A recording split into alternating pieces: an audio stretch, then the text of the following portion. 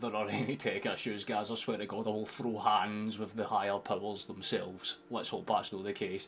We'll give us a little check, make sure that all the audio's working, should be. If anyone can clarify, let's give it a bash. Here we go. What's good? What's happening? What's popping? More chilled out version of me today. How's it going? How you's doing? Hopefully, you're having a bit of a interesting week, at the very least, a good week if not. But we'll always shout out the first how you doing, guys.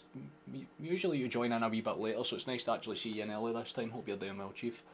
I do appreciate the wee chance, Sky Sponsor. I was shivering up bastards. Love to see that out of the gate for you, Virtual. How you doing, Chief? Hope you're doing well. Likewise with you, Stephen. Good to have you in for the start as well, fella. Hope you're enjoying yourself. Hope everything's good. Yeah, no, trust me, I did like a test stream beforehand just to make damn well sure there was no audio issues and stuff. But there is always that chance that it happens anyway, because of fucking course it does. How you doing, James? Nice to see you, man. Hope you're doing alright. Strong team. Aye, definitely. I'll kind of touch on that in a second. How you doing, Steve? Nice to see you as well. Likewise with you, Rob. Hope you're doing smashing. But yeah, I mean, it's going to be an interesting one. Obviously, Aberdeen are a pretty okay side, let's say. They've had a bit of a fall off since the last time they played, to be nice to them, but they are still a side that can cause some problems. Might as well show the ones that are in early. We don't kick off for another 8 minutes or so, but we do kind of, show off a little early anyway. But there's a little look at the table before we go in now. Of course, obviously, after we lost to Hibs, everyone kind of thought that Rangers would beat St Mirren quite comfortably. I know that I was saying before the end of that match that I wasn't expecting anything more than a draw for St Mirren if they played desperate. But they actually played a really good game, to give them credit, to put themselves kind of back in the top six. So give them, tip your hat where it's due. But we're up against Aberdeen today. That's the one that matters. Obviously, they're currently in third. I mean, let's be honest, the recent form is only just about salvageable with the last 2 games, 2 wins on the bounce. But besides that, beforehand, it was pretty fucking miserable, to be quite honest with you. But nonetheless, pretty good team that we're playing today. They come into this one looking to kind of set themselves up for a wee bit of form. Obviously, they know that getting themselves a win would be pretty, good for them, at least in terms of trying to cement the run for the Europa League. But of course, like I said, there's teams behind that are going to try to be causing damage. And I mean, Celtic are just trying to do the basics of the day. We only lost last time because we were on 69 points, and we wanted that to last a little longer, because of course we did. But as someone did touch on, our team is very strong today. I wasn't expecting this. I was expecting maybe 1 or 2 tweaks and changes. Maybe Yang was to come in for a start to give him some, fresh fatigue and fitness minutes to give Kuhn a wee bit of a rest, or alternatively, you could have just rotated some people in and out. But it's either that comes out today. Maeda plays in central, Jota and Kuhn either side. I don't mind that too much. The midfield, however, is where the kind of surprises are, because I thought McCowan would be a dead set for this game, but it seems like we're taking this one as seriously as we can do, because we've got Angels and Rio playing alongside our skipper as usual. The back line is about as strong as you could ask, and I think Rodgers is starting to realise that Taylor maybe isn't the one to go for out the gate, so Schlupp kind of holds his spot, and like I said, Casper being in between the sticks isn't really a surprise to anyone. The man's kind of a god, let's be honest. But Aberdeen, give them credit, they're not playing with that stale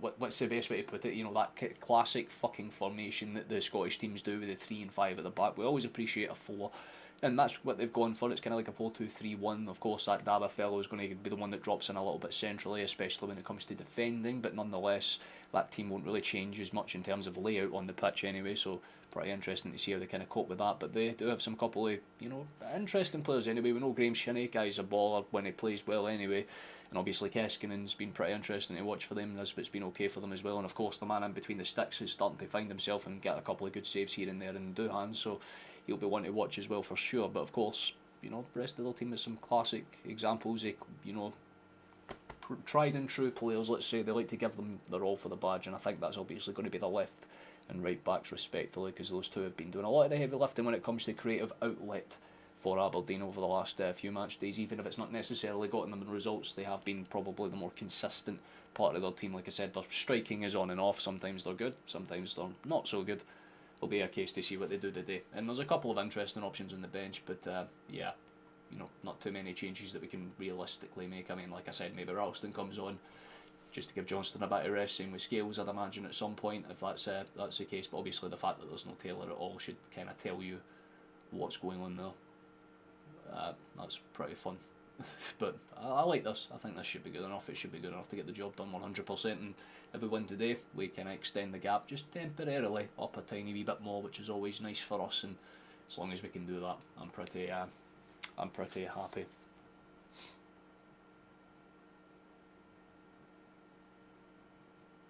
And we can progress further in Europe. Well, what do you think about that? Because, I mean, I'll be honest with you, when I seen the interim signing, I just kind of laughed. Because, I mean, like, I just know him for the days at Alloa, where he would shout at fans and shit like that. Like, that's my concern. With, with Barry Ferguson, like Billy Dodds and all that coming in to kind of cover them as interims. Like, I don't think it's a bad signing. Like, I get why they've done it. Like, I mean, the season's already a dead end anyway, so even if it's a complete flop and he loses every match, it's not going to be too much of a fucking surprise, right? But, you know, give them credit where it's due. At least they're trying something different. They're not just plucking some random manager out of Europe and saying, do the best you can for us. They're kind of at least going, right, let's stick with the home boys, see what happens. I can respect that to an extent, but I just know Ferguson is the shouty man. The guy just yells. That's like his bread and butter. How you doing, Paul? Nice to see you, mate. Back to winning ways, hopefully. That would be fantastic if we can get that kind of going. It's the minimum, bare minimum, absolutely. That's kind of what we'd hope, at the very fucking least, you know. I mean, if we lose 2 in a row, questions might start being arose about the kind of competence levels at the club, but I don't think, obviously, after that last defeat, we'll really want to kind of go to Celtic about. I mean, let's be honest, we've been fucking brilliant at Celtic Park anyway. We've only messed up twice, and that's a draw to Aberdeen and a fucking loss to Bayern, and neither of them were disrespectful. We should have won against Aberdeen, and we arguably should have won against Bayern. So at home, we're a very different type of dog. Let's say that much. You did just make it in time. How you doing, Robbie? Nice to see you, fella. Hope you're well. This evening in the UK, about 3 minutes to 3 minutes to 8. Oh, you can hear the new, you know, our local loads going out at full pelt right now. You love to see it, man.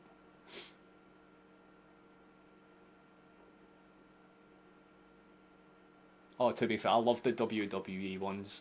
You had like Billy the Dobber Dodds and like, what was it, Barry the Fiery Ferguson and all that, but those made me fucking buckle, in fairness. I don't think he's going to be like the big power hitter that Rangers think that they'll be, you know, like he'll be able to jig them up, but what are you going to get out of them in terms of morality when they know that there is fuck all to play for? It's not as if Celtic are going to capitulate and lose 4, 5, 6 games between now and the end of the season, maximum 2, and that's if Rangers are actually somewhat, you know, a threat. But again, this is about as hard as it gets for us. You know, Aberdeen, solid wee side, 3rd place. Like I said, they've kind of fell off with a vengeance since we last played, but nonetheless, they can still cause us a wee bit of damage. So for the users that are just joining us, how you doing? Nice to see you, Kenobi. Hope you're doing well, my guy. Of course, people start fucking messaging me the second I start streaming, not beforehand. Fantastic. That's do not disturb territory. Thank you. And we'll make sure that we've got everything working out. And Lizzie, nice to see you, love. Hope you are doing fantastic. So let's read out the lineups for those that are just coming in, or for those that are just interested while the boys make their way out the tunnel. We'll be getting underway in the next minute or so. So for Celtic, our lineup is as follows. It's Schmeichel in between the sticks, Johnston and Schlupp are full backs, with Carter, Vickers and Trusty playing as our centre back pairings. It's going to be Angels and Rio as our kind of either side midfielders to kind of roam around. The midfield man himself, the skipper himself, McGregor, which is always nice to see. He's been playing pretty good over the last few match days.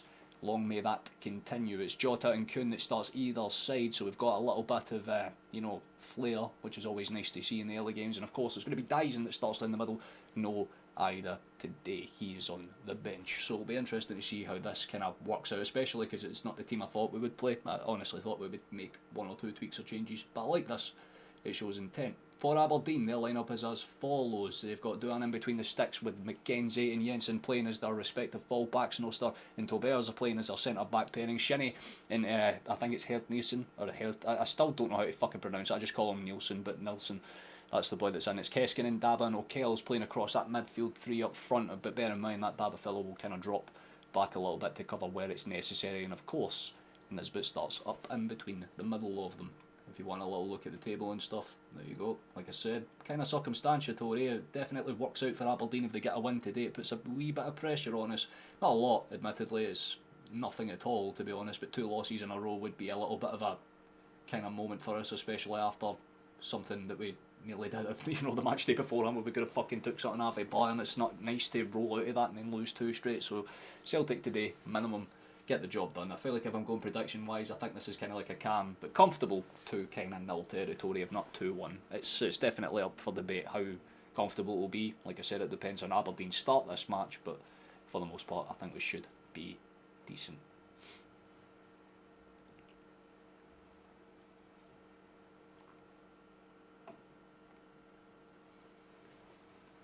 I think it's just to see if any of them actually stick with the like dressing room and like big them up. To be honest with you, Robbie. Right. I'm kind of going through that minute of silence. I can't mind the name of the fella. Oh yeah, fuck, Lizzie's just put it in chat there. It's a pretty packed out paradise, to be honest with you, which is always nice to see. We love that for late night kick-off games. But like always, I'll kind of stay silent for the last like 20-30 seconds to pay respect.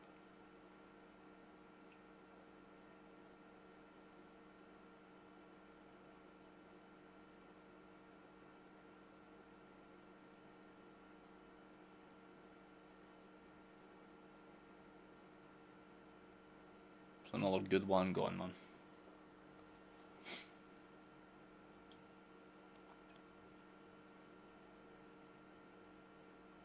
Fair enough, Roman one, fair enough. It's a minute round. Oh, it's a positive step, thank Christ for that. Well, there we go. We'll be joining the rest of the Celtic boys that are up there, that have served their time down here, you know what I mean.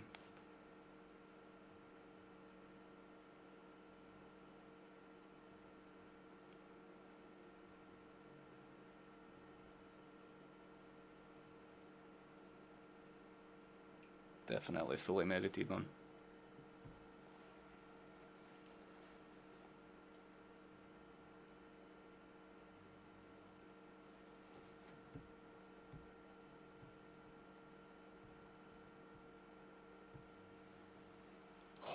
Righto, it looks like we're getting ready for kick-off in the next minute or two.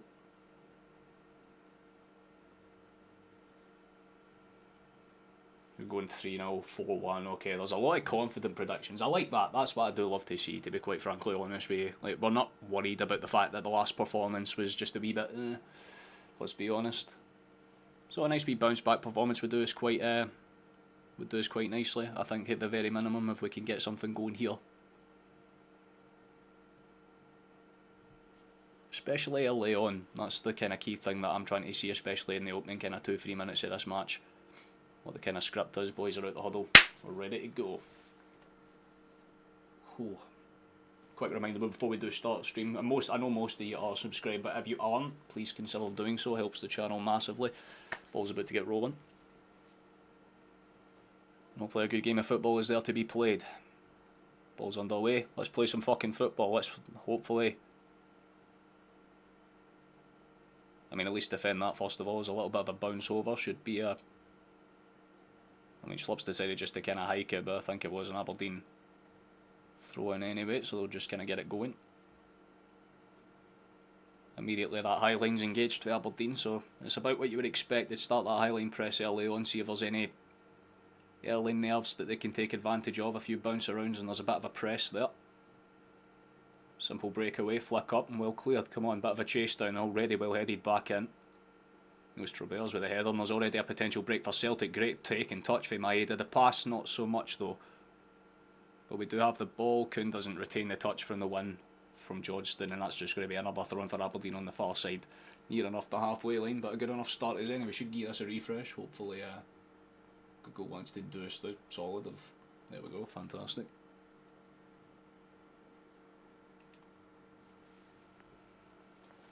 Oh, there's a bit of a press there, that could have been interesting. Up and away, there's going to be a bit of a bounce down chase, well gathered by Celtic, but it's going to be scrimmaged in one back. Potential break for Celtic down that side though. There's a decent attempted pass over and it's just going to sink all the way through. Doohan collects calm enough. Referee's having some words with Shinnie anyway about something, but it was just that late kind of barge into Jota afterwards. Yeah, to be honest, they didn't really even clip him. Looked a lot more egregious in real time, but I think that's why Shinnie's kind of pleading his case. Interesting, to say the least, but nonetheless, ball's going to be swung at any moment now. St Giles to step up on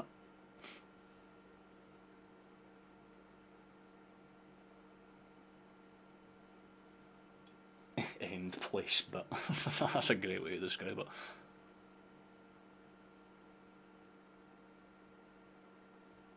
Let's see where this one goes. Can have a fake out and a quick cross. It's not going to be too dangerous, honestly. Clear the way comfortably enough. But what's the send back going to be? Schlupp just kind of pops it high. And headed calmly back to the goalkeeper. There we go.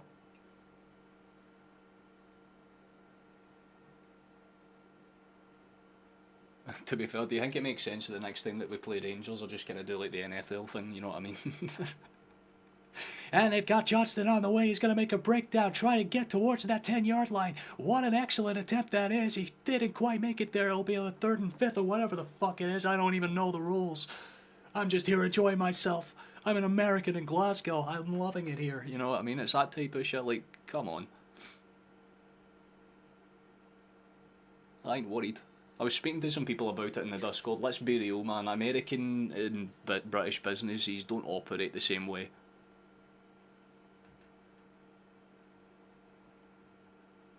Oh, good little flick on. I can respect that in fairness. Comfortably dealt with enough, and Gilles just kind of loitering with a throw-in, opts to just play it safe. Hey there, Matthew. Nice to see you, fella. Pretty interesting. Some interesting 720s and, you know, kick flips at the very least. How's yourself, fella? Hope you're doing well. Nice little move there. Trusty kind of cuts it back inside. Just 1-2 passing. Nothing too dangerous for Celtic so far. Just kind of keeping it calm and basic. Nice pass there. Could be a potential break actually. The movement's nice. That is a lovely fake out. Celtic might have that breaking chance. Played in towards the space. Brilliant cross into the box. Well held. Well held. What the fuck am I saying? Well held up and headed away, I should say. There we go. Got there in the end. I like that break though. Nice idea, but it was Jensen that just kind of popped it away comfortably enough. Nice little bit of pressure for Celtic, but no shot to come as of yet. Quick 1-2s are quite nice. Looks like we're playing with a bit more purpose and pace out the gate, which is always a nice plus to see.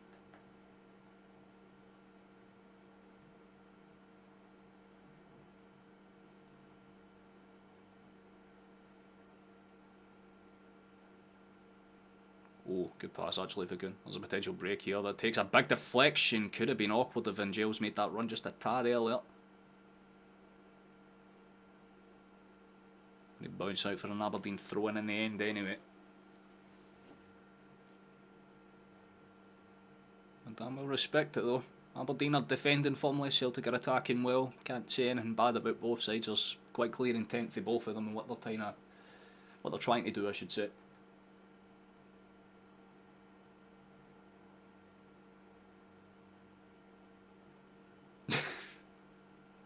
Well, there you go. That's a good clearance for Schlupp, but it's still going to be awkward if it's well kept. Actually, really well kept in by Aberdeen. Takes a weird bounce. Oh, that actually works out in our favour, and we could be on the break. Brilliant pass from McGregor out to Jota. He's going to be marked up and quickly at that, to be fair. Keskin did well to kind of cover that, make it a wee bit awkward. He's got a marker Tom Brady. To be fair, he knows how to fucking throw one in for range, doesn't he? That's a great pass. Potentially dangerous. Still potentially dangerous. Maeda kind of forces the issue, but it's well dealt with by Aberdeen. Give them credit. But the pressure is still alone. Brilliant hustling for Kuhn. Wins it out and it should be a throw-in for Celtic. Aberdeen don't look too happy with it, but it's played quick and there's a potential chance. Big deflection. Should be a corner potentially. Kuhn seems to accept that's the case and it's a corner kick for us. Decent. I like that. Sustained pressure.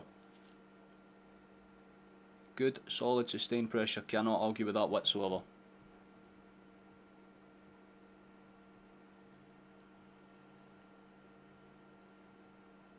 As long as we're doing the basics right, that's pretty much all you want to see in the early stages of this type of game.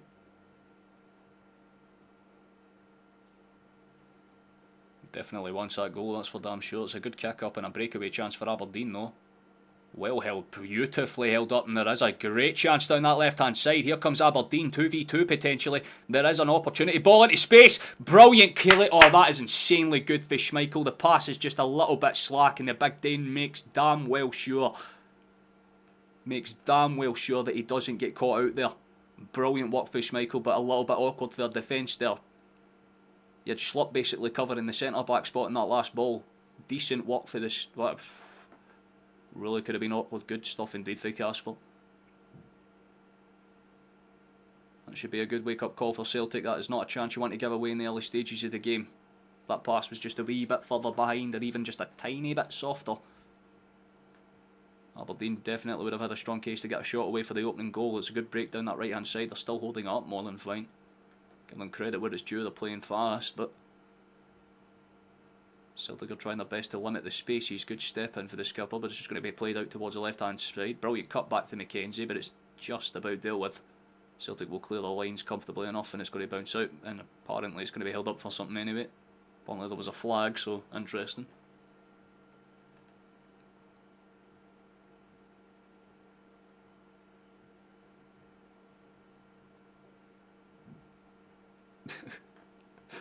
Oh god, man. But it wouldn't be called Madden, right? If it was made in Scotland, it would be called Madgen, first of all. Let's be honest, right? That's like first things first, right? If they were doing licensing rights, that's what it'd be called. Like Madgen 26, you know what I mean? Oh, that'd be terrifying. Like, welcome to Hampden for the Glasgow Bowl between the Glasgow Rangers and the Glasgow... Like, fuck that, man. I'd shoot myself in the head. That's a good break for Carter. Decent passing by. We need to move.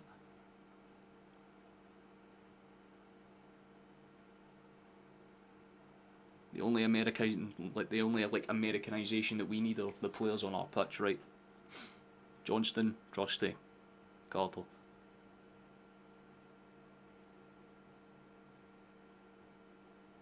I'd like to see us try and get a wee bit more direct. We're doing a lot of nice passing around the middle, but we're not really trying to get the end product. We're kind of holding it up, going side to side a little bit too much here. Simple cutbacks are not really going to do when you have someone that's prancing in a game with the way Aberdeen's formation are set. They can afford to kind of have that central attack in midfield, or step out and put an extra bit of pressure on the midfield.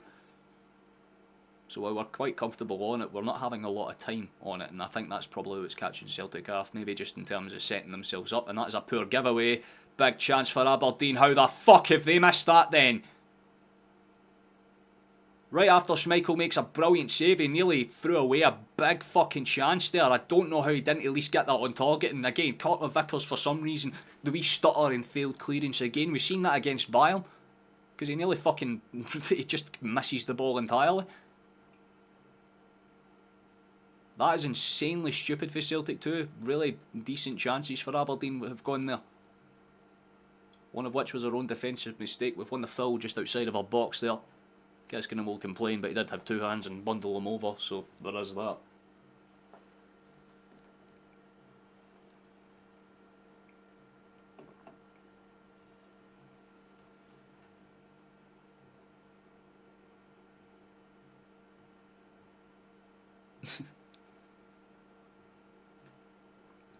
To be fair, it's red, white and blue. It sticks with our theme, right?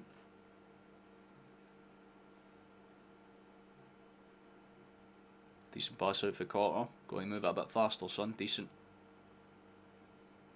Good step in for Johnston, looking for any open passes. Good pop out towards that side, and there could be a break down the right here. Good for Arn. Lovely for Kuhn, actually. The false touch was absolutely beautiful. It's opened up a ton of space, although the pass in behind was a wee bit slack from Rio, I'll be honest. Bit of a chase out going on here. Good pressing for Celtic, but Aberdeen kind of all over, and I think they've bought the foul there. Didn't look too serious, but it could be very similar to Shinnie's, where it's just a really decent challenge at the right time, so they'll just set themselves up and play off with the foul. Quick exchange over to that far side, and good head off the Schlupp. Had to time that one well enough. There's a bit of a chase down again. It seems to be a lot of that right now. Aberdeen just kind of positioning their players to win those a little bit better. But Celtic are relentless with the press. Great tackle for Maeda. Kind of bounces out. It's going to be a throw-in for Aberdeen closer to the halfway line. So if anything, it's a bit of progress for them, but decent enough.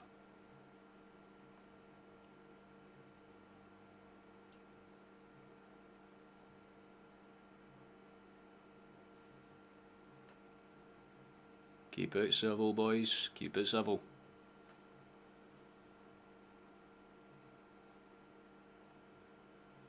Focus on the game if you're going to be like that up for this type of stuff. This is, you know, we have a match going on right now, boys. You don't want to be on a Celtic stream talking about Rangers stuff now, do you?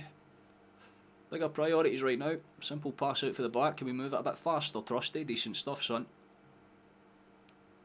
But you can't go backwards there. Like, again, you're just putting Schmeichel under pressure to get those long balls out. And to be fair, this time he gets it right. Johnston doesn't win the touch particularly. It's going to be awkward. Great touch for Daba, actually. It's going to open up space. Great touch inside. Aberdeen have another shot. It's going to be a big deflection. Could have been a potential threat for Aberdeen there. Celtic do a much better job of defending the lines this time, but it's not nice to see that we're doing all the defending in the early stages of this one. We'd like to see a bit of an attacking momentum from us. Poor giveaway from McGregor, but recovered comfortably enough by Johnston. Simple pass out for Trusty. Only 6% of the attacking football's been done in Aberdeen's final third. That should tell you how one-sided the opening 10-15 minutes have been in this game. They seem to be aware if they grab an early goal. Celtic tend to be a wee bit weaker when we concede first. That's the big thing that they're probably realising statistically. Some big opportunities in this game, but all have gone Aberdeen's way so far. We need to kind of play with just a wee bit more freedom, especially out from the back. We need to kind of convert the space with the wings specifically, man, because we're getting Jota and Kuhn into the right areas. Simple cutting, great touch for Kuhn. This is what I'm talking about. Start running, give them extra routes. Brilliant touch for Slop, opens it up. Here we go. Now he gets in his space. That's what we need to do more of, because it just opens them up so much easier. Much better attacking first. Good defending for Aberdeen, I should say. What the fuck is going on with my brain now? I swear to God, man. There's a good throw into the box. It's just going to bounce over everybody though. Aberdeen kind of panic clear it and actually give us the ball back, and we thank them by giving them a throw in instead. That's a few missed passes in the early stages of this one, Rio. You might want to wake up a bit, son.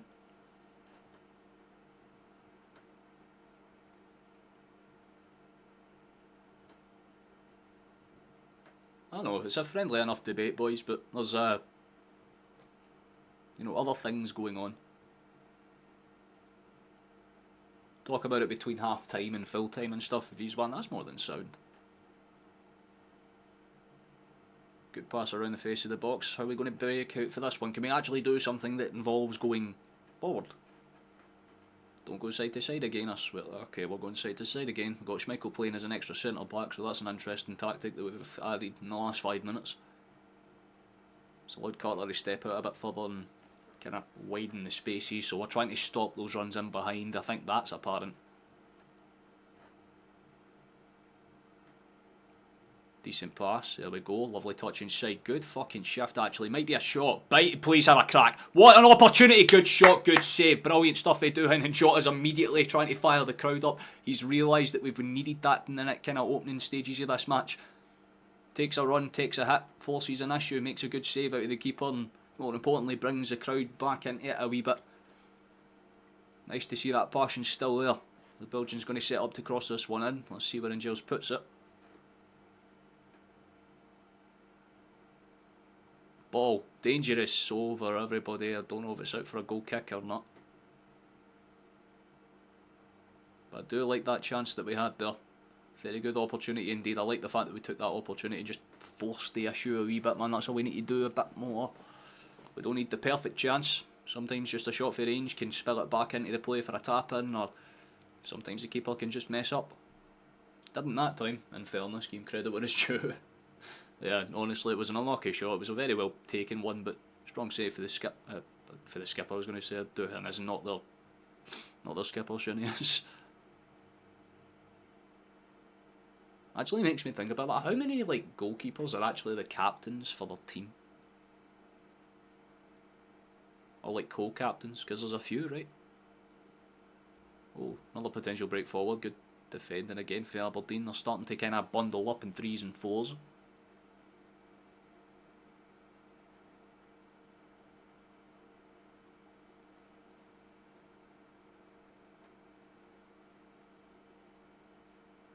Mr. Know-it-all is not someone that I know. Mr. Brightside, however. Can we do something down this flank? Potentially, actually. Hold on. Football. Foul. Okay, it was half football. I like the fact that Slip tried to get past his man, but as soon as it was played out to Joy, put him under needless pressure there. We do win the foul though, so that's something, but And Keskinen's been very physical in the early stages of this game. You've got to give him credit where it's due. Have we gained any? We have not, that makes sense. Good pass across the face of the box here. Come on, can we move the ball? Here we go, Carter. Up towards Kuhn. And immediately looks to go backwards. This is kind of a problem. I believe Neuer is the captain, right? I'd be surprised if he isn't.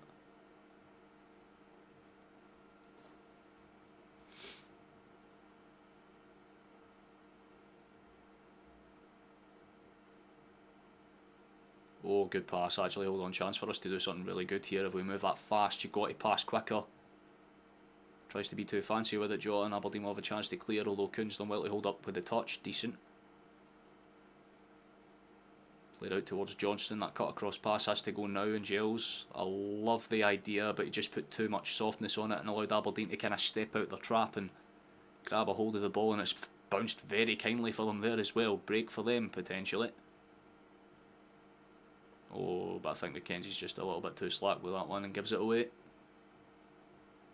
Some immediate pressure. Jesus Christ, man. Shinnie was bundling back to try and get on the end of that. It's the advantage of them having that extra man up front. Like I said, that Daba fellow's kind of making us be a little bit more aware of midfield positioning. McGregor's not stepping out as freely as he would usually do otherwise. Carter. Potential ball forward, go on. Goes straight down the middle. That's an interesting one, and it's a great pass for Rio. Here's McGregor from range, and usually when you say that, you know he's going to do something really nice, but this time doesn't keep it on target, slices it, and to be fair, that's an NFL punt.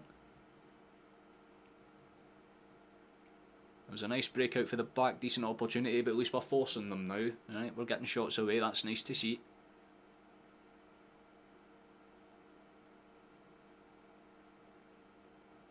It's about getting shots on target. Duhan sends it out, trying to find any potential ball forward. That's a good header.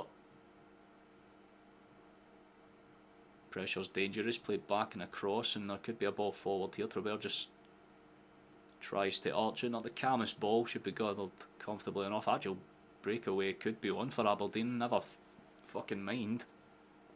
Cross into the box is dangerous. It's headed up and not really cleared. Ladgey's got to close it down. Maeda comes back to help out. Shot for Aberdeen, blocked comfortably by Carter Vickers, but that's another chance that could have worked out. And now Celtic are on the potential break to do something themselves. Here's Jota, 4-on-3 basically. If he opts to lay that off for Kuhn, which is exactly what he decides to do. German has to kind of spread out his run a little bit to get to that, and the ball back across is poor because Jota overtimes the run and it's just slightly behind him. I like the intent behind the break, but maybe just a little bit too choppy with the adrenaline to try and get something going quickly there. The composure wouldn't have been too bad. That's exactly what I'm talking about. That was beautiful for Carter Vickers. That touch was as calm as you could ask. Hey there, Kevin. Nice to see you, fella. Is it tiredness or complacency? I feel like it's probably just a mix of the both. And it's not as if Celtic are playing bad. I want to clarify this. We're playing comfortably the better football right now. We're still having a lot more of the possession. It's just that when Aberdeen get it, their entire derivative is to go forwards. Celtic are just going side to side a wee bit too much, and it's allowing Aberdeen to kind of set themselves up, at least defensively, and makes it harder to get those balls in behind, especially forcing the issue, and can't take anything away from what their tactics have been so far because it's worked out. They're breaking out in kind of quick numbers whenever they get the ball. If they win a ball in the midfield, it's straightforward, force the issue. They've had the better opportunities, but we've gotten a few of our own in the last few minutes, and that's the big kind of difference for the opening 10 to the kind of last 10 minutes or so. That's a good break inside for Kuhn. Goes for like the sweeping curve type of cross, but there was no real pressure on it, and as you would expect, just kind of guided out for a goal kick. John can just need games to get used to each other's runs. I feel like that's definitely accurate, man. It's almost as if we learned how to play against sides like Bayern and forgotten how to play in our own league. It's like, yeah, we need to like be challenged. Oh my god. Maeda engaged the press there, and I tell you what, dude, nearly got caught out. Even his reactions like, Jesus Christ, because 1 second Maeda was there. The second he was right on the goalkeeper. I tell you what, man, if that bounced off him a different way, that could have been the opener. So like I said, Celtic are making chances. That's the definite big kind of step up, you know, for the last kind of 10-15 minutes. Good pass in behind, well cut out by Aberdeen. It looks like we've got a game of football being played here. Brilliant pass forward for Aberdeen, but it's just going to go all the way through to Schmeichel, and I think there's a foul anyway, and Giles doesn't look too happy with it.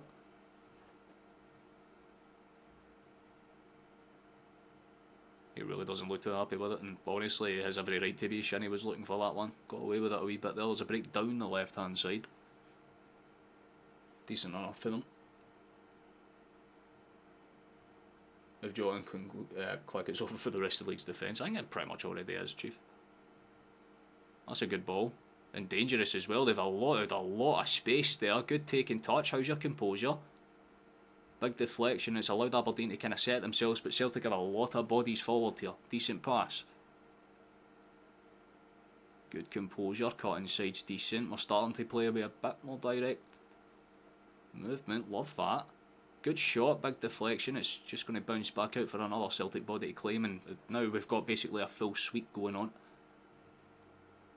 We've got 2 Celtic shots basically in our own half. Everybody else is kind of pressed forward, which is always nice to see.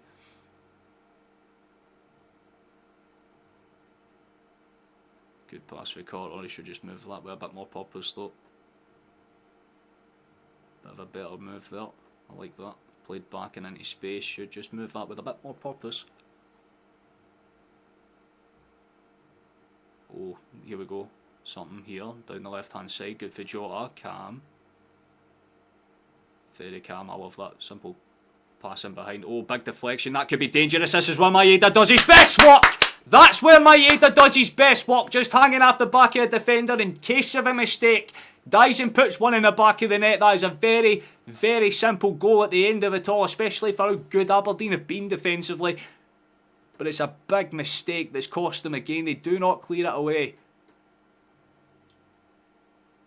Oh, that's going to sting them a wee bit because, again, they've defended so well in the opening stages of this one. But a big kind of miscommunication on the touch, I guess. It just sends the ball into the air and it bounces all the way over.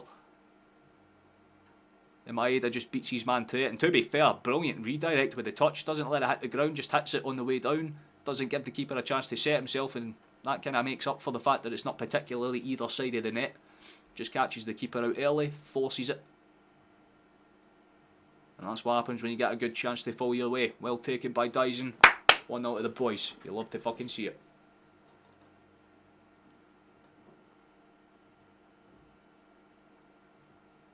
I will not make Aberdeen particularly happy, but at the end of the day, it's more than valid. We deserved that. Brilliant. Absolutely fantastic football.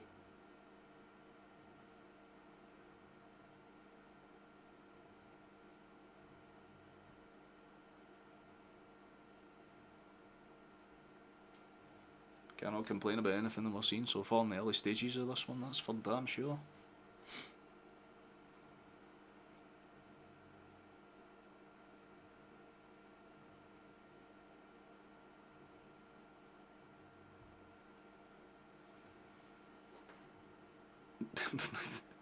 That was a pick 6, wasn't it, Stockton? I think that's what they call it anyway, right? A pick fucking 6.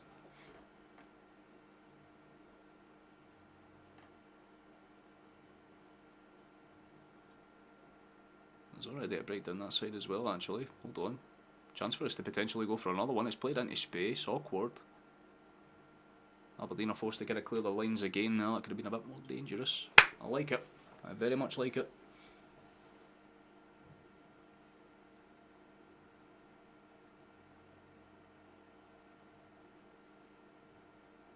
Can anyone tell me if that's a turnover on downs?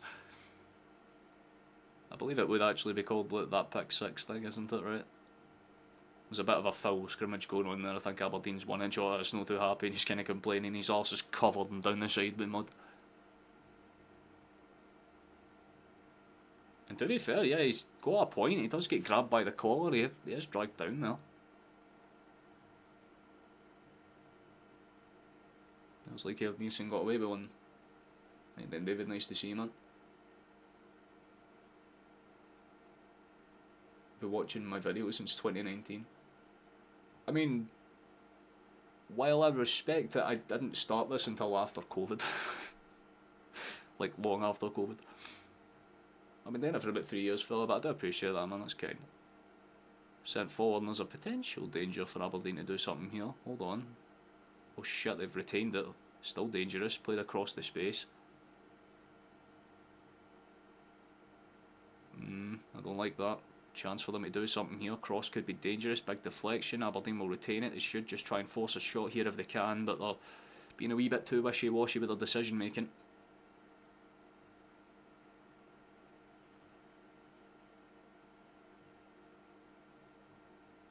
Liverpool playing Newcastle tomorrow.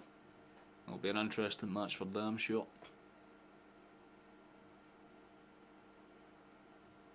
How's your composure, fella? Decent.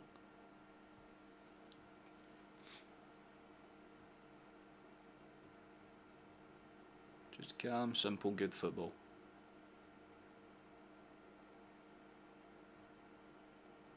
Cannot ask for anything more than that.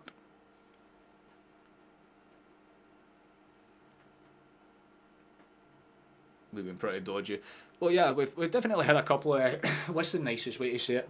Iffy moments, but they all came in the first 15 minutes. Like I said, Aberdeen would start with that high press, see if they could force any early mistakes for Celtic, and to be fair, they nearly did get the benefit of that exact scenario, especially with Schmeichel's like missed pass that led to an open net that they somehow missed.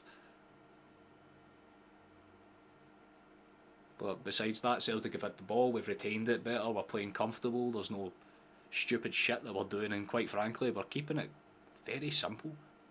We're not doing anything fancy, and that's all I really ask sometimes. Just get simple balls in behind, force them to make the mistakes, let them kind of fuck up passes.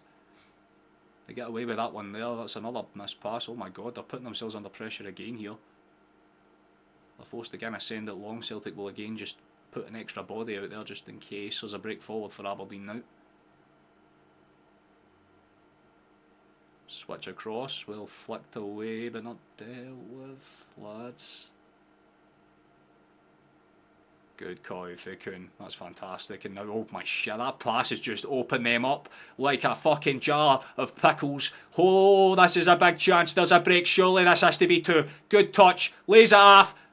Oh, he fucked it, oh he didn't fuck it, never mind, he scored. I thought Joe had missed. I thought he messed up the shot somehow, but it's somehow found a way into the back of the net. We'll take it. Josh slides across, start pointing to the fans and kissing around. Fantastic finish, man. But how the fuck did that creep in? I have to be honest. I wasn't expecting the cut back across to him. I thought as soon as he played that ball through initially, it was just going to be a case of Angels taking a touch and firing, but that's exactly what Aberdeen did not want. A simple pass through the middle of them and it cut out about at least seven of their players out that one move. And it's laid across and Jota and Giles just kind of exchange a very scuffed 1-2 because Angels' pass is very calm. Jota's shot, well controlled, could have took that bounce off the post and thankfully we get away with it. But it starts off and just some really good fucking press, and that pass for Kuhn was significantly just beautiful to watch, honestly. Can't take anything away from it. And the simple 1-2 to kill it off. And inside the half, we're 2-0 up. So my prediction is already on, if we don't score any more for this point, but 2 goals in 6 minutes makes this game a lot more comfortable.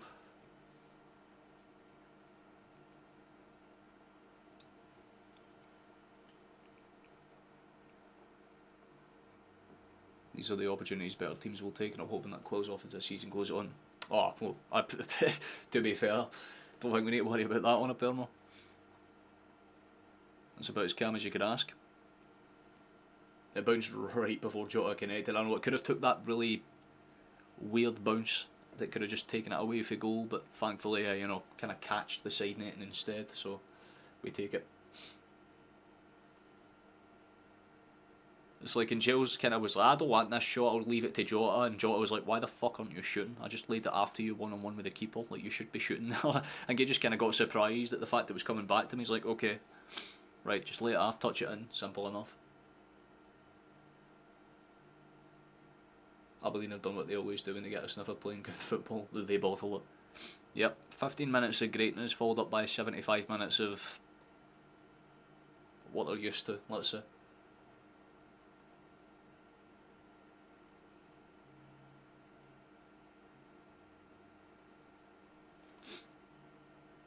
I know, by the way, it's very strange how Aberdeen have not being able to put at least one in the net, given the chances that they had, but like I said, they all came early game. They haven't actually put one on target yet, and that's probably, reason one as to why they haven't scored. They're getting chances, but they're not actually putting it between the bit that they need to score goals. Jesus Christ, I just looked over and seen somebody got bundled there.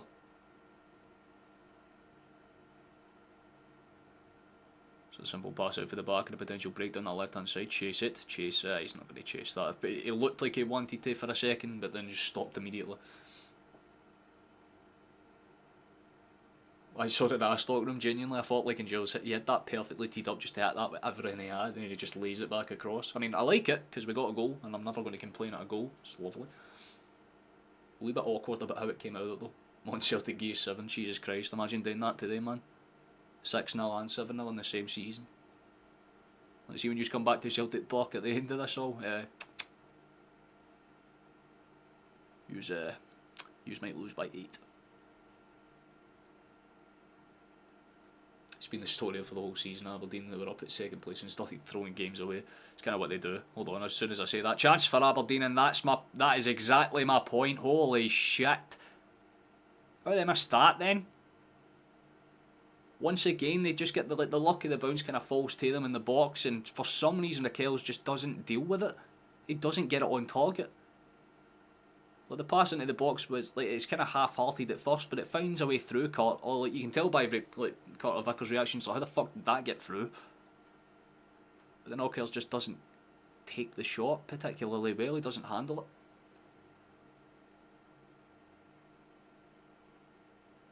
And it looks like Celtic are still kind of having to stave off little bits of pressure here and there, but it's a lot less dangerous in the early stages anyway.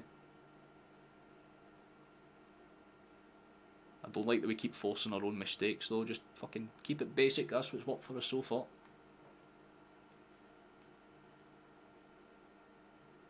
Because it's a record for us if we can keep a clean sheet, 10 home games in a row without conceding. Didn't we concede to Bayern? Are you talking about domestically?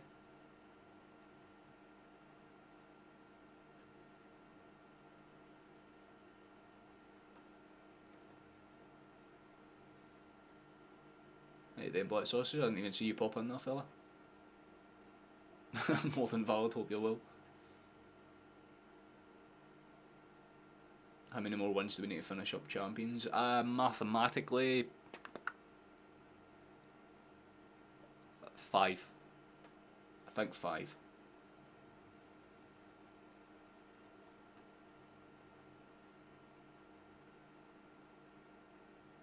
But that could change, obviously. With that's like if every team keeps winning as is right now. But obviously, draws and losses for other teams can change that. It's a great ball. Aberdeen should have done better there again, man. Like it's a lovely ball into space. I think he thought he was offside. So I can kind of get that to an extent. Honestly, it was a lovely ball forward. Was he off? Oh, he was actually onside by like a comfortable distance. Carter was playing him on because he was behind every other defender by like a solid yard or so there.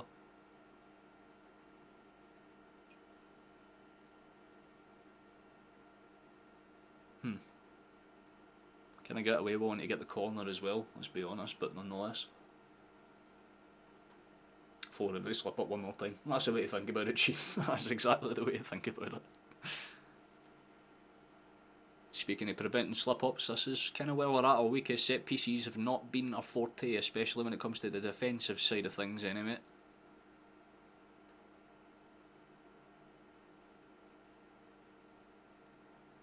Let's see where this one's going to be going. It's swung up, awkward. Kind of headed away by the first man though. Decent for McGregor, some pressure on. There's a pull on the back there for sure, but Celtic will opt to just break the ball and get away with it.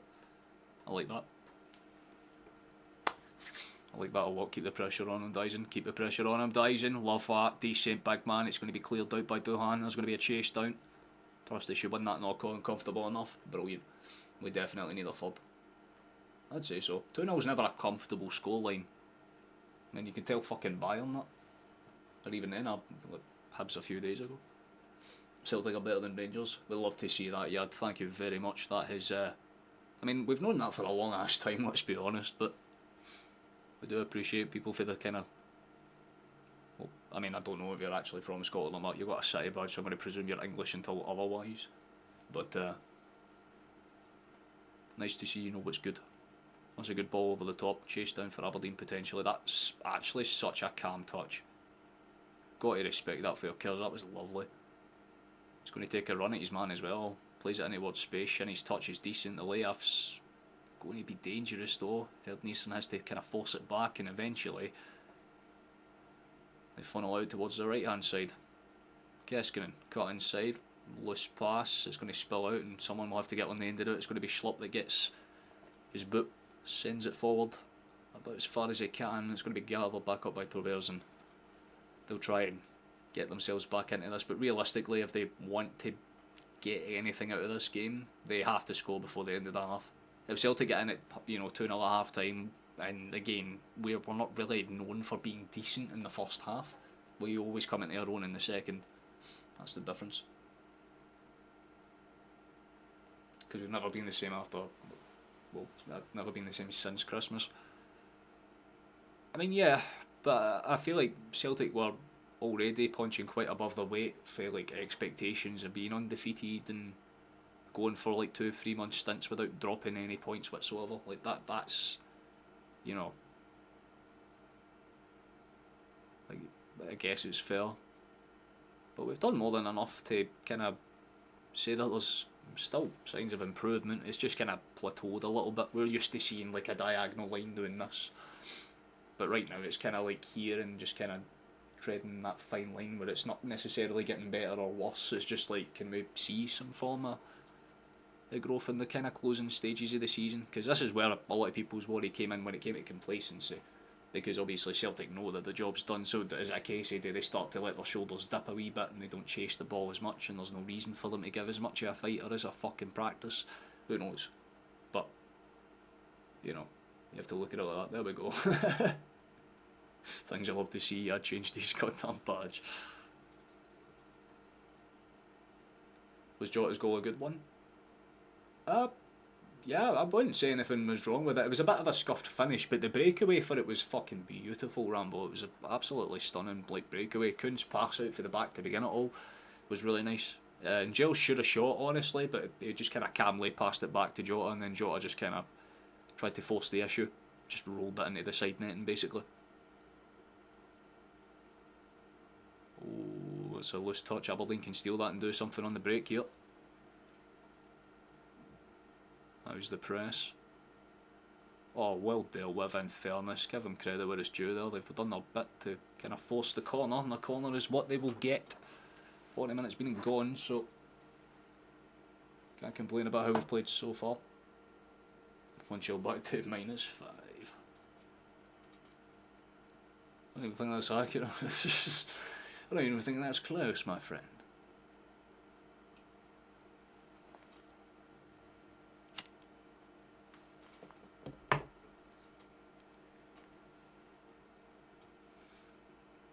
To be fair, see, as much as people shit on that chant, I do respect the guy that done it. There's like, you can tip your hat and be like, that must be embarrassing as fuck, but he's clearly passionate, you know what I mean? You give credit to like Seattle Sounders fans for at least like having something. But I was watching, like, see if you want a good example, I was watching like baseball, like not last night, but kind of is like this morning around like midday. Like Chinese Taipei or Taiwan, I just call them Taiwan because it's fucking Taiwan. Anyone that says otherwise is a bit stupid. But Taiwan were playing Spain in baseball, and that crowd was insane. I loved it. Like 45,000 people all just go out and oh at the same time. You're like, that is cool as fuck. I'd love to play in a stadium with that type of atmosphere. It's a decent ball into the box for Aberdeen, but again, no real threat on it. Celtic will just kind of taper it up and defend where they have to. It's a bit of a spillage though. And Aberdeen, again, feel aggrieved because they're claiming it's a false dive, but didn't necessarily work out.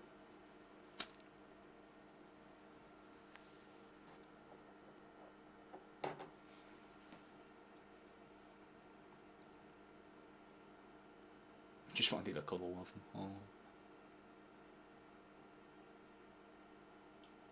Oh, hold on. Fucking excellent win by Johnston, by the way. That was a that was about as well timed as a challenge as you could have had. Maeda's just hit the deck there, but he's still faster than everyone else to get forward. Good sidestepping for Jota. The ball into the box is dangerous as well. Duhan had to come out and clear it. Could have been something there.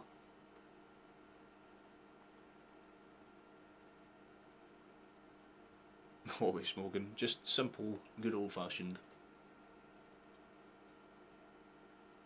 Oh. Why is it any time I go to fucking like direct a sentence that isn't about the game, something happens? Aberdeen are on the breakdown this side here. But they just don't get the pass away again. Fucking hell. Straight into Schmeichel's hands, thankfully, but again, little signs of problems there. Have you ever seen the atmosphere at the Eastern Euro? Are you talking about like the Euro, like basketball, like FIBA? Because if you are, then 100%, yeah, I fucking love that stuff. What's their name again, is it? Oh shit, my brain kind of shut out. Partizan, I think it's Partizan. Their atmosphere is insane. Like flares being lit off in an indoor gym, basically. Like, that's fucking brilliant. Good for Trusty, calm. No bullshit there, son. That's what we like to see. I think Celtic are just playing to see out the end of this half comfortably enough. I think 2-0 for them isn't so bad. If we can grab a third in the second half, then definitely won't do us any harm. Like I say, Aberdeen have had some moments in the first half that could have genuinely have given them some problems there, so you have to kind of look at it like that, but so far so good. One of the spoilers, Joseph. I feel like we need to tell you this at least once a stream, my guy.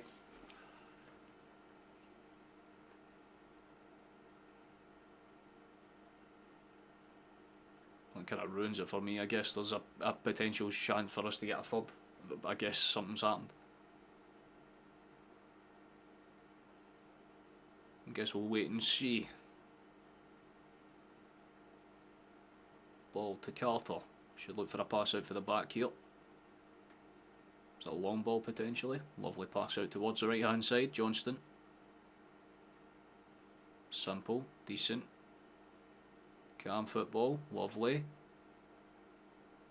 Switched out towards that far left. Brilliant shot. Big deflection. Could be dangerous there. It's kind of spindled away.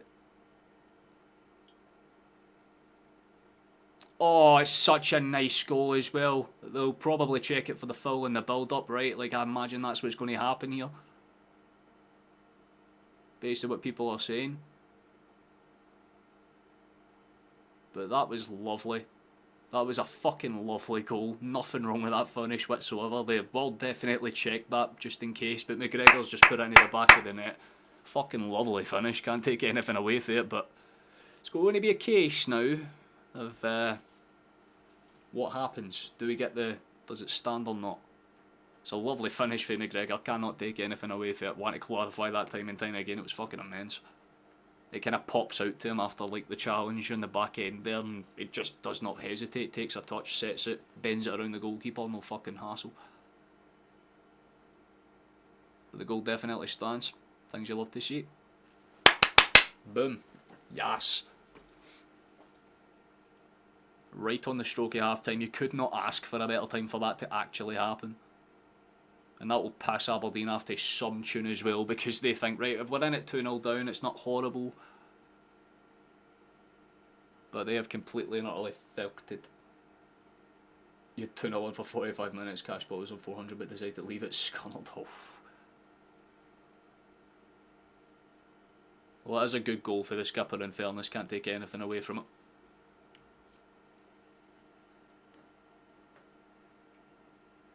All starting for the old jungle, that's where I'd be. Love to see it, man. We've got about 20 seconds and then half time. Got some Celtic fans already heading for their half time snacks and stuff. Schlup's just going to pass it in towards space here. Potential for a last second shot. That's going to be overhit by. They might get there. Does get there in fairness. Good shift.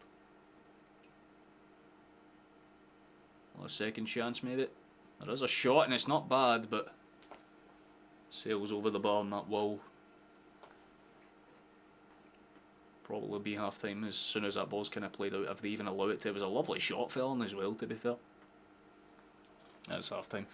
Not bad, not bad at all. Cannot complain about it. We've played very, very calm, especially towards the kind of end of that half. The last, say about 10-15 minutes. Why the fuck am I getting hiccups, man? I haven't even eaten. But it looks like we're going to be cruise control for this game because, again, I don't think Aberdeen have had a shot, have they? No, they haven't had a shot. Not a single shot on target. So, I should kind of clarify how comfortable this game has been. There's your goal scorers there, and very, very good goals as well. I mean, Maeda's was just classic Maeda instinct. That's just what the man does. The second one was a really beautiful counter-attacking team goal that, again, starts with one of our wingers winning it inside their own box, basically.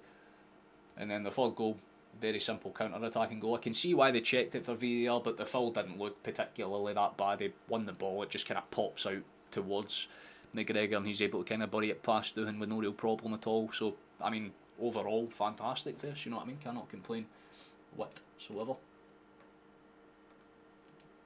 I should say, by the way, people in the members will, I always shout the people in the members will, please consider subscribing. It's the best thing you can do to help out the channel. We haven't gained any this half, so any additional support that you can provide, then you're more than welcome to do it. Well, I just realised that I'm getting a big lag skip there. It does not like this screen by the looks of it, so we'll switch back to a different one.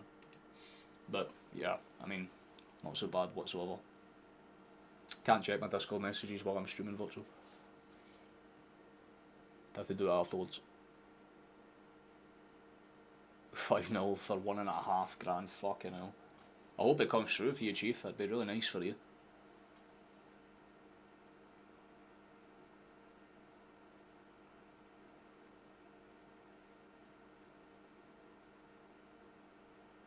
Their goals come from.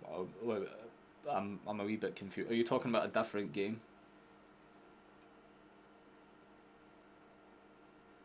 Or are you talking about the last one against Hibs on the Purmo? How many of the 4 pretenders get sent off of the park? Probably 2 of them, I would say. I think Ferguson's a dead set, right? I feel like that's a guarantee if he's like 3-0 down and he's like, fuck it, I'm just going to throw hands with Rodgers, you know, for vibes.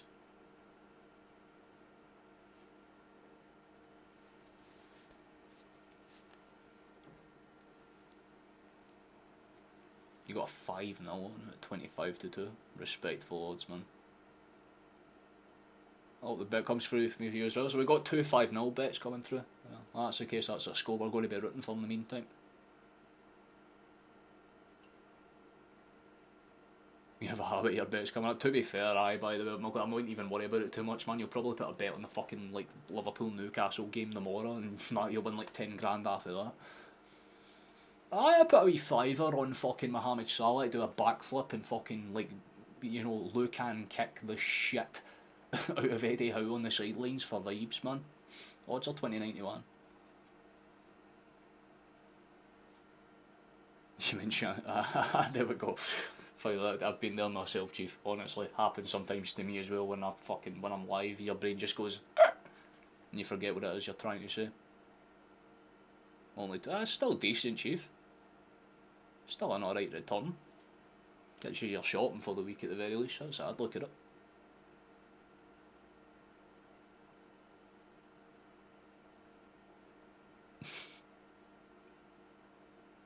That's incredible. The odds were 14-1 for a final £100 stake. It's fucking decent. I mean, £100's a lot of money to lose, don't get me wrong, but then again, you seem to be okay with that. You're like a risk taker, my guy. It seems to be your thing. I respect it because it's, you know, it's one of those, right? It's the same way that I would kind of look at like casinos and like gambling, that type of stuff. Like, I just don't ever see myself ever taking the risk of putting like a high bet down. I'd be the type of motherfucker that would take 200. Like if I went to Vegas, I'd take like $200-300 to like a casino floor, fuck around with that, and once I've lost it all, I'm like, that's it. I ain't spending any more. Like, put a cap on it. You're the type of motherfucker like, right, cool, I'll just win the next table then, waddle over, see if the like guy that's running the table, see if the dealer's experienced or not, and you'll be like, right, take advantage of this cunt, sit down, put a bet on, all of a sudden you're up like fucking $5 grand. Incredible betting odds, Schnebs. I thought it would have been a lot lower.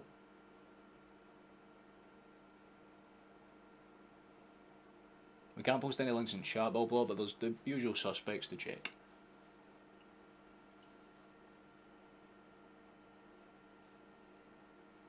But you can watch the game through the Sky Sports app as well, I'm sure, blah blah. You put £200 on Liverpool to win on a 2-0 in 85 minutes, just to win 80 quid. Oof. Yeah, case in point, it's high risk, high reward, I thought. You missed it by nothing, oh Jesus. Oh, it's nice to have you back in now, Chief.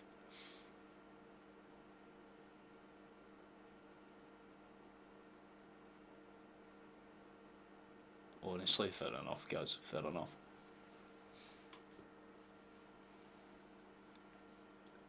But I don't even think you can,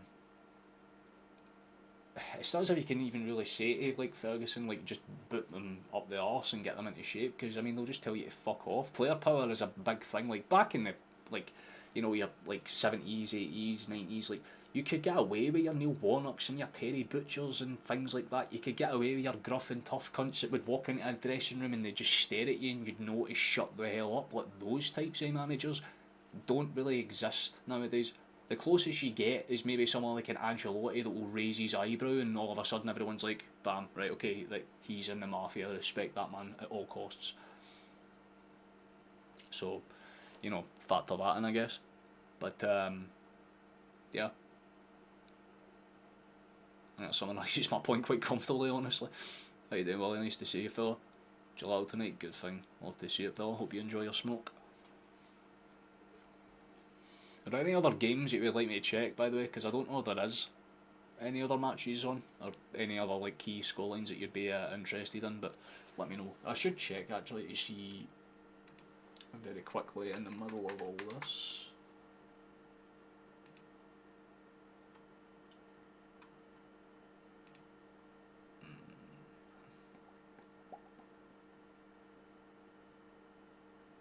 No, we lost our last match, I knew that. We played in the first. We played in the first round, okay. I don't mind that too much. Just checking the Albion Rovers live schools. Chelsea and Bournemouth, okay. And check Chelsea, no problem at all. Chelsea, they are 2-0 up against Southampton. If you want a little glance at it, there you go. Have a little gander. But yeah, it just seems to be the goalkeeper not really doing much. 6 shots, 3 on target, 2 goals. Christopher Nkunku and Pedro Neto have scored in that one. The other one was Bournemouth.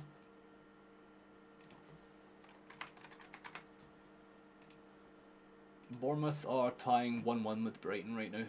João Pedro scored in the 12th minute with a penalty, and Justin Kluivert scored in the 61st, 68 minutes played in that one so far. Brighton are still have the favours odds to win, but it seems like it's been a pretty even game in that match. Curious to see as they playing. Damn. Get him on the field and he's win that game, boys, that's all I'm saying.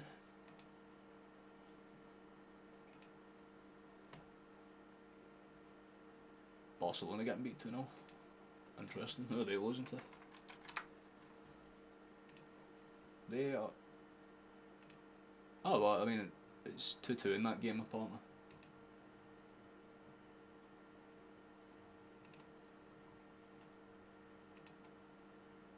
Interesting. This game must have been fucking blown up with 30 minutes. What a match that must be, by the way.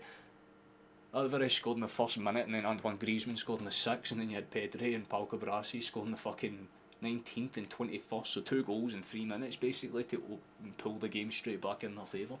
That is insane. Fair place to Barca. Can't even say anything besides fair fucking dues, genuinely.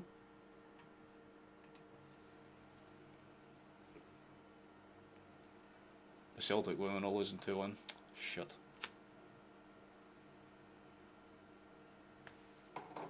Oh wait, the Scotland women's game. Hold on a second. Scotland women's team. I thought they were playing tomorrow, in fairness. Oh, Jesus Christ. Yeah, we're losing 2-1. And a lot scored for us, but it's not looking good, bruv.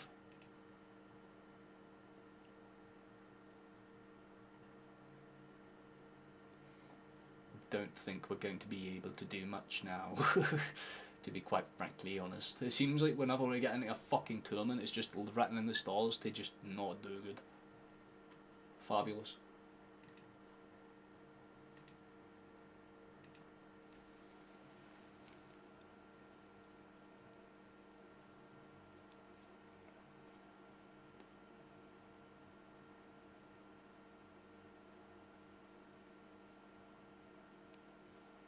Pedri, when fit, is the best midfielder in Europe. That's a bold statement to say, quite frankly, but I can see your thinking.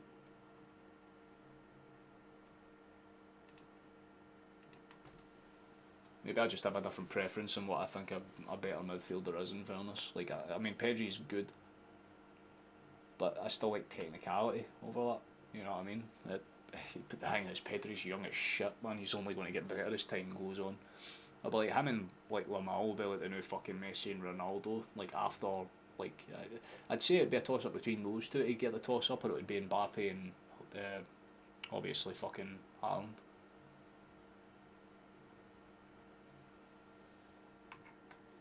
Is it on TNT? And if so, what one? If you're talking about channels, it's Sky Sports, Chief. Main event. That or Celtic TV, you know what this drill.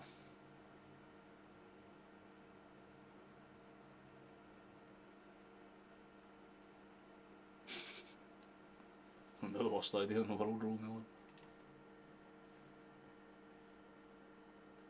I mean, I'll keep the women's score in the background just in case there's a change in it. Because I feel like we would need a point in that game to stay alive, right?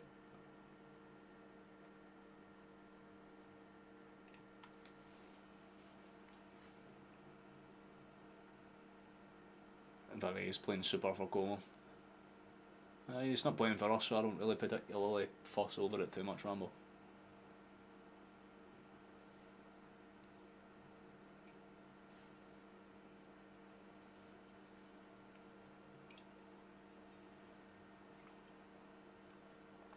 Who scored for Celtic? We're 3 individual goal scorers. Maeda scored the opener with like a chase down, like volley basically into the back of the net for inside the 6-yard box. Well taken finish. Then Jota scored the second with that counter-attacking goal, which was quite nice. The kind of pass back from Giles was a wee bit scuffed, so his shot wasn't particularly great, but he did get it into the net.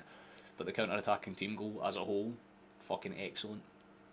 And then the third one was a McGregor one, what nearly got disallowed by VAR because they thought there was a foul on the build-up at first, but it wasn't. It was a well-timed challenge. It just bounced out weird and landed pretty much into the feet of McGregor, took one step to the side, placed it beautifully towards the kind of far corner of the keeper. And I mean, Doon's not had much to do in terms of shots that he's faced, but any shot he has been very, very lethal when it's been on target, so that's the difference.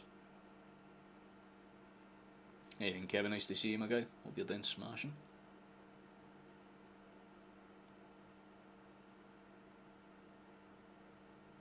Bernabeu's also sticking in a performance. I don't really mind that too much, you know what I mean?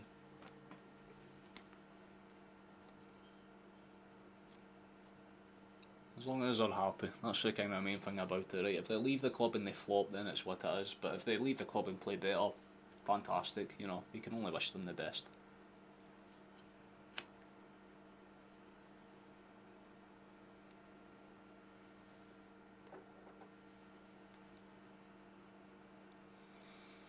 We got about a minute or so and then we'll be back on the way for this half. I'm curious to see what happens. I don't think we'll make any changes, not immediately anyway. We could make 1 or 2 tweaks, but that'd be about the extent of it.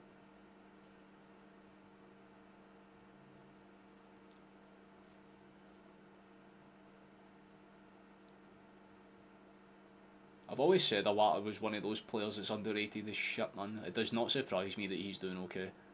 Like, Kwon, didn't really see too much about. Same with Yang. Like, if they two left, I'm like, okay, we don't lose too much in the long run. But Awata's always one that I was like, yeah, he's not miserable.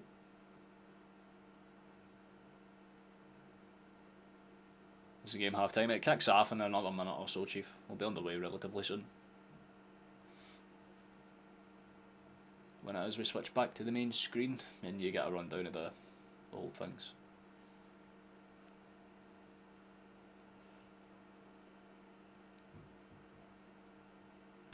It looks like Aberdeen are going to make 2 changes, and they look to be attacking ones by the look of it. They've gone with Guay and Morris, so that's, yeah, they've gone with a much more physical front line, so expect a lot of crosses because the Kells and Nisbet are off. Guay and Morris replaced them. Morris, if you don't remember, was one of those players that kind of caused us a problem when he came to Celtic Park back in November and kind of got that surprise 2-2, or was it October? Whatever happened anyway, one of the two. But there's the main screen game back. Thank you to the person that subscribed over the half-time break, by the way, that's very kind. Still 2-1 in that game, but we're not really focused on that. Let me just switch back onto this one so I can pull up the Celtic one, because that's the one that we care about. Fabuloso. And we're underway again. Let's play some football, boys. Decent second half to be played, potentially. Already we'll be looking for that chance. We're kind of hoping for 2 extra goals because there's 2 people in this chat that are, you know, their bets depend on 2 extra goals being scored, so.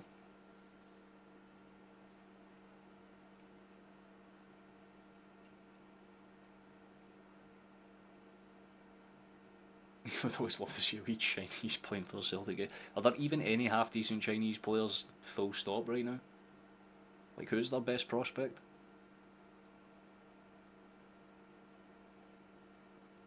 Oh, that's a good chance actually. The pass was slightly overhit, but Rio was there to kind of loiter.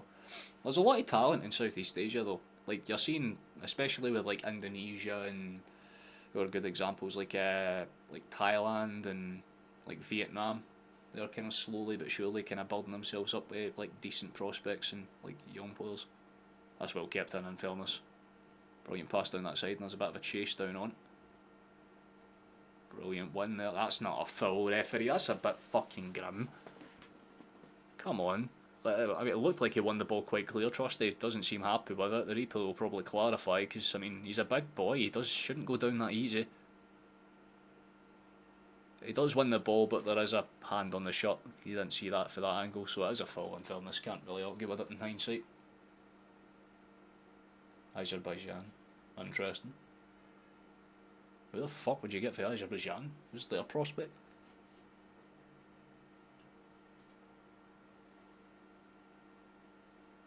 That's a good ball into the box, flipped up and over and away. Rio doesn't necessarily get full hold of it, so it's going to be a corner kick for Aberdeen instead. Schlupp got the initial kind of touch away with the flick on.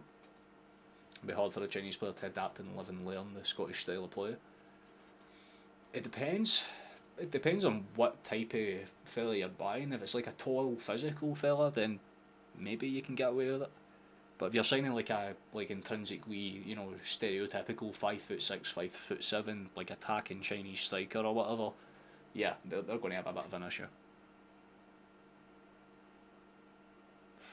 That's a weird clearance. It's still dangerous. Aberdeen can do something with it, but Celtic seem to be more than happy to hold up. That is a brilliant win actually, and Celtic look to immediately send that forward. What a pass it is as well, but in fairness, well covered by McKenzie, who's not allowing anyone to get near him. Maeda keeps the press alive, so Aberdeen have to force the movement. Decent. Nakamura is one of my favourite ever players. Full stop, bottom line.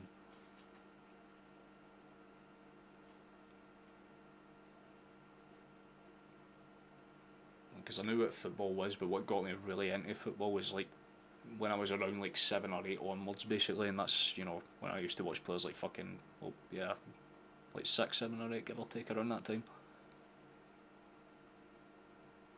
And one of the key players, one of the ballers to watch. Wee Japanese dude in the middle of the field, and that's why I always loved watching him, because he wasn't physical at all, you know what I mean? He wasn't someone that you would look at and be like, he's a threat, until he touched the ball. And then you would see some major fucking fireworks. That's some brilliant pressing for Celtic there, good engagement. Aberdeen do well to clear the lines, it bounces out just around the halfway line.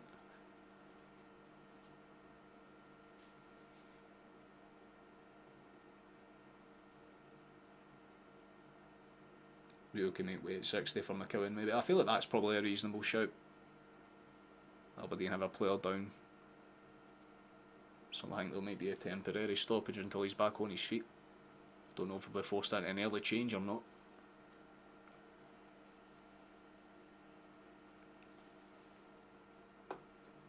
has stayed down. Hopefully it's nothing too serious.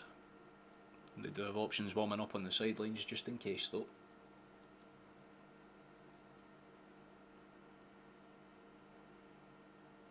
I know exactly what clip you're talking about, Romy one. Because I always remember like the Japanese dudes and like the lassie in the corner that all simultaneously just go like what the fuck? Like even they don't even give a shit about sports, let's be honest, but when they see that they're like, how did that ball dip like that, you know what I mean?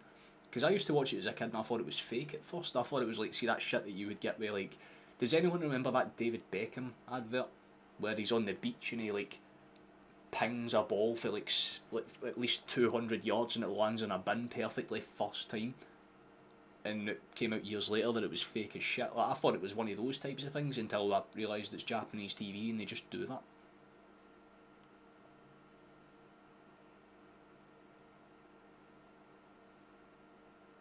Looks like Aberdeen will be engaged to make that early change.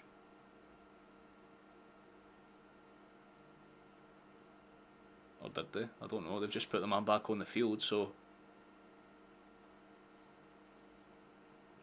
Japanese are more into baseball. Oh, fucking undoubtedly, man. They're damn good at baseball as well, might I add. I'd argue they're better than the Americans. At the very least, they're more passionate for the game. That's a lovely touch, and that's going to be a chance for Aberdeen to break, actually. As soon as I fucking said that, we gave the ball away very, very poorly.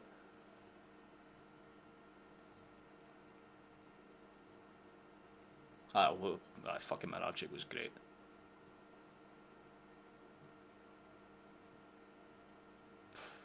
Bit of a press there. Aberdeen just opted to punt the lines forward. Awkward bounce, but it's going to be oh, what a touch. I love that for Johnston so much. Pretty much looked at his man dead in the eyes and just took the ball down as soft as you could ask. It's like a bee landing on a flower petal, man. Just delicate but beautiful. Lovely pass forward, little break in behind potentially. Schlupp's got it. Pass in maybe? No, opts to cut it back instead. Rio, good touch, doesn't do great with the second, gives the ball away and there's a potential break. It looks like Rio's legs are starting to kind of fade out the game a wee bit. He might be change one. That's an overhit ball. Aberdeen will do well to keep that in. Well fucking dealt with by Morris, but Trusty is there. This is, see if there's one player that deserves to be like most improved for the start of the season, Trusty has earned that respect, man. That is a fabulous challenge. Stands his man up like it was not a problem at all.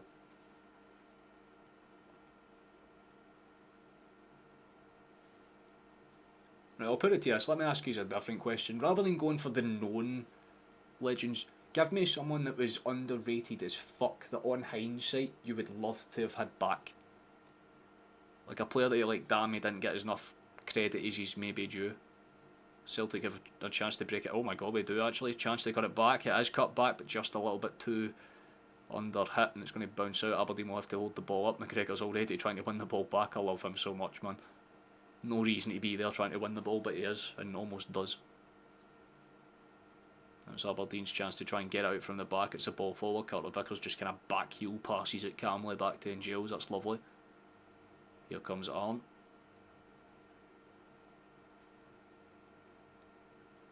Simple pass, keeps it calm. That's a poor ass giveaway for Kuhn in fairness. Bank the referee's blown the whistle for something. Don't honestly know what, I'll be honest, but maybe it's just to get that change on potentially, who knows. Pearson, respectable, I like that. Lambert, I wouldn't say Lambert's underrated, honestly. You know, you putting him in the same bracket as like an Alan Thompson or like a John Hartson.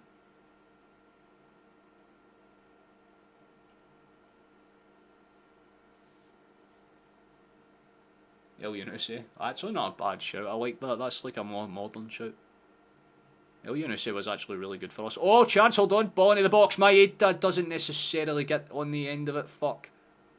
I like the fact that we tried to. That was even caught me off guard how quick that cross came in.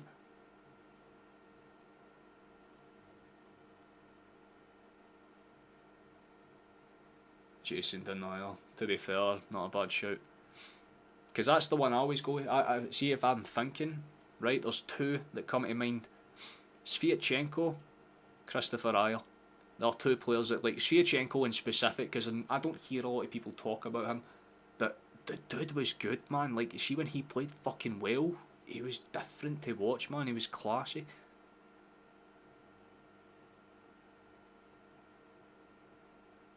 But I feel like a lot of people that are in chat are kind of older fellas, so they'll kind of have more like early 2000s type shouts, and that's when I just kind of got into watching football, like mid 2005, pretty much. That was the earliest I can recall again.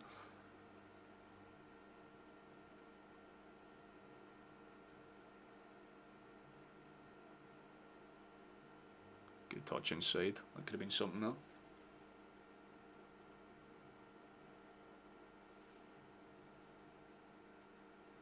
It was Farragran. Definitely a good shout. See, like that, you notice the difference how we all immediately, we don't think as strikers, we kind of dip back the way, because defenders are usually the ones that kind of do a lot of the work. Just don't really get the credit that they're due sometimes. Oh, what a pass. Good touch inside. Have a crack, go on, Rio. Have a crack. Have a crack. Has a crack. Hey, I like that, man. I wanted you to have a go. That was a decent goal. Looks like McCowan is ready to brace us with his presence. Love to see it.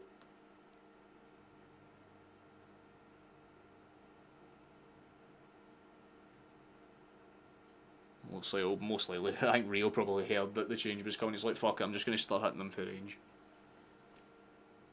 Didier Agat, oh, aye, that is a good shout.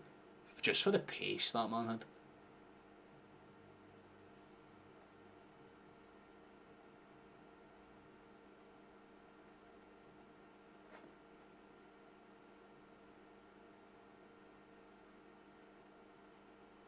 There's definitely a few decent ones.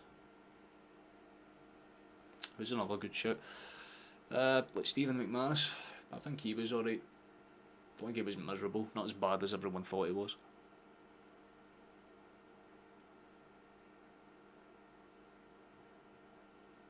Good pass. Paul Hartley. I respect that, yeah.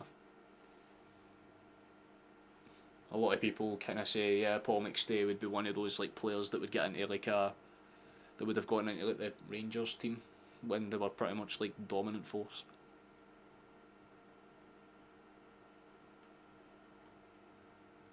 But I feel like we're getting off track. Like, you know, Sviatchenko isn't regarded as a club legend or anything, like reasonable shout, but like Chris Sutton, pretty well known goal scorer, McNamara, pretty well known legend, Paul McStay's Paul McFucking on Mialby's quite well known as well. Like, I'm talking like names that when you hear them you're like, oh, he was actually like, you know.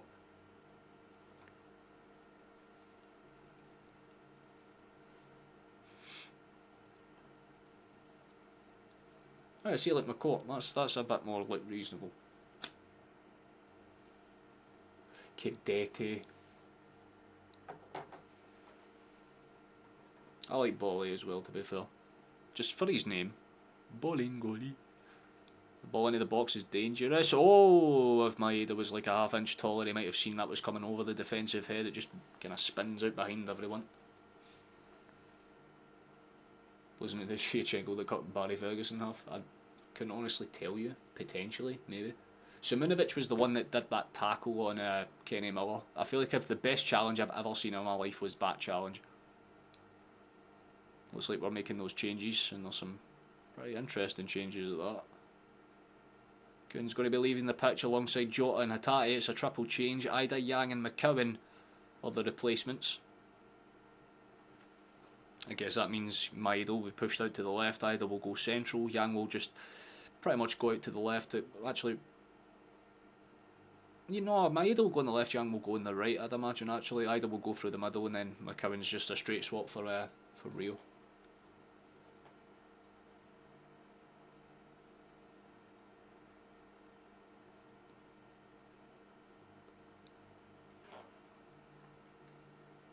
Keysong's a respectable shout, actually.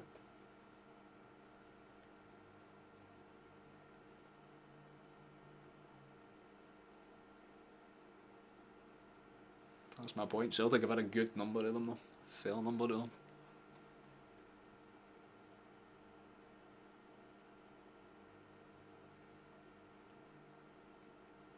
Pop forward.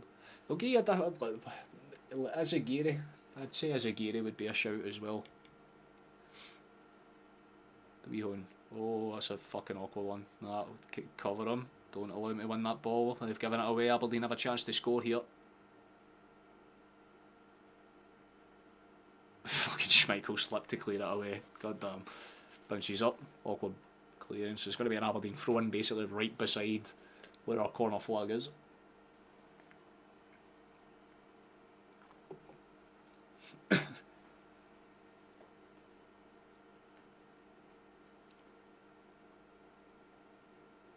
Good pop-up. Oh, what a flick on actually for either. That's a really good pass. McCowan doesn't really follow up with the touch though. A little unlucky, but it is what it is.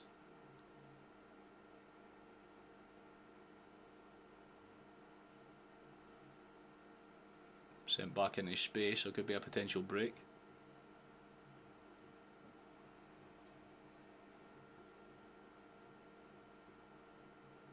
Sent forward, trust they should win the initial knock on. It's a case of where the second one goes, it's kind of one back. Spilled out, eventually Celtic's got it. There's a potential move for us down that right hand side if we want to use it, but we might just go backwards here, and that's exactly what we do.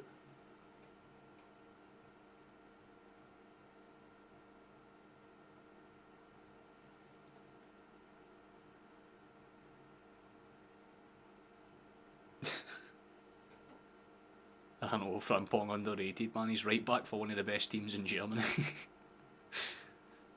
Dutch international.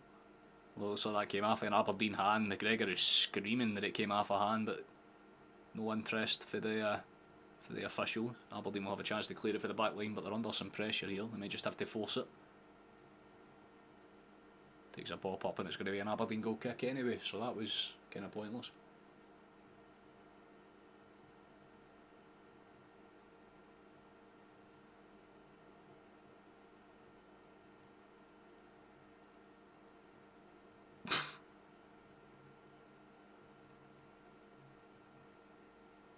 Nah, man, that would be a sickening combo, man. Frimpong and Kuhn down that right hand side. That would be a Bundesliga starting right hand side as well, comfortably.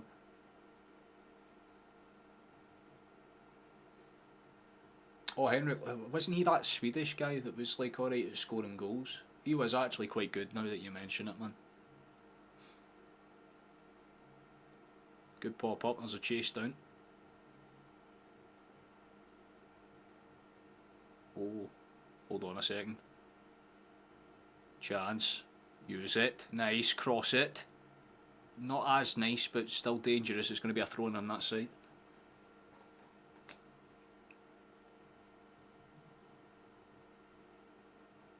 Shite. Truly.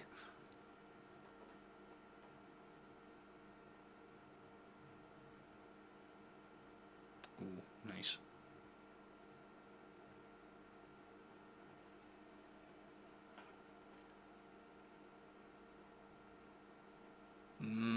Poor giveaway, Trusty. Chase him down, son. You got to stay on him and at least make it awkward. There's a breakaway chance for Aberdeen. They've missed the target again. And you know it's bad when you have the entire fucking home stadium go way unanimously. It was a big miss for Morris. Trusty kind of get caught out and really should have done better. Not exactly ideal to see for the big man, but it's not as if the shot was particularly threatening. Schmeichel kind of came out to close the space down, so give the big Danish credit where it's due, but honestly, not putting that on target is a fucking shame to do. That's been very, very nice about it.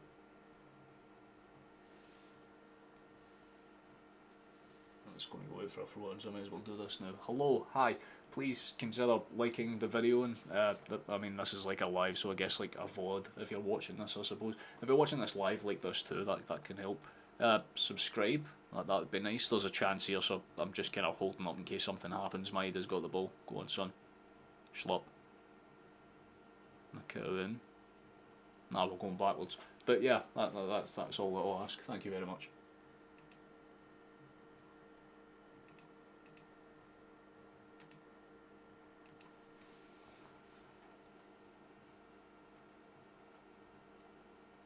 Just going back to passing around the side of the area. Good hold up touch.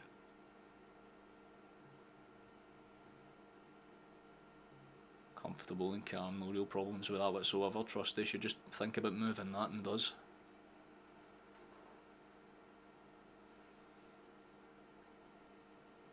Got Trusty to score any time. That's a very weird bet to make considering he's not really a goal scoring type of centre back lad.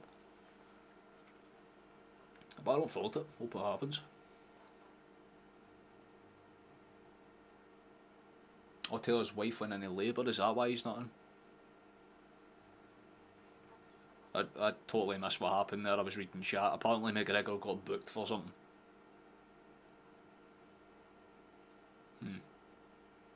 Don't know what that means, but fair enough. I guess something happened though.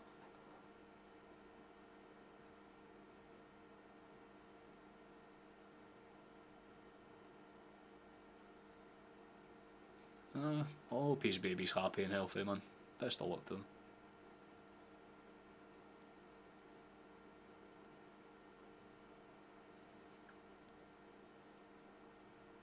I would say selfish. Come on, man, you don't want to miss a birth of your kid. There's always going to be another football game. You're not going to have a guarantee of having another child.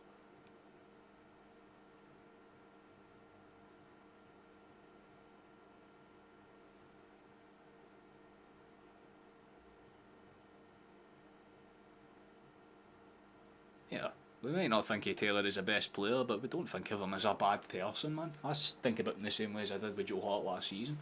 But yeah, you can't fault the passion, you can't fault the fact that he's a lovely fella, but fuck me, is he just not starting material? Said the same point all these years, pretty much for a season and a half. But nah, man, you wish I weren't happy and healthiness, man. You can't fucking not say anything along those lines, man. If it's a wee boy that they're having, then hopefully he grows up to be a Celtic player.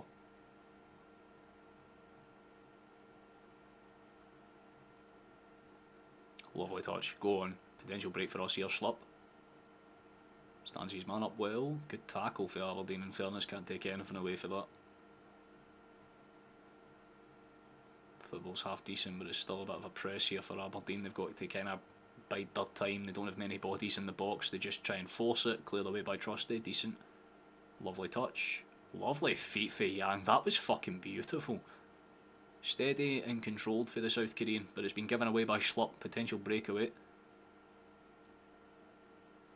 Aberdeen ought to just kind of hold the lines, allow people to join in the attack. Honestly, in hindsight, not a bad call for them, especially if they're going to try and get crosses in, but they're just getting forced backwards with every press that they're engaging.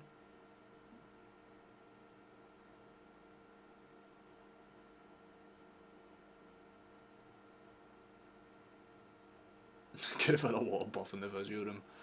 I mean, to be fair, it would be a very cool story to tell. Like, imagine being a kid that like goes over to, let's say, he goes to like Zagreb or whatever, and he plays out the rest of his career. Then like the wee kid grows up in Croatia basically, and they're like, oh, like how were you born? He's like, oh yeah, I was born inside Celtic Park. That is a fucking great story, in a way. But at the same time, it's very unsafe. You'd rather that like, the kids brought into somewhere there's like people that can actually, you know, help them. The physios in Celtic's training ground are known for dealing with grown-ass men, not tiny, fragile little babies.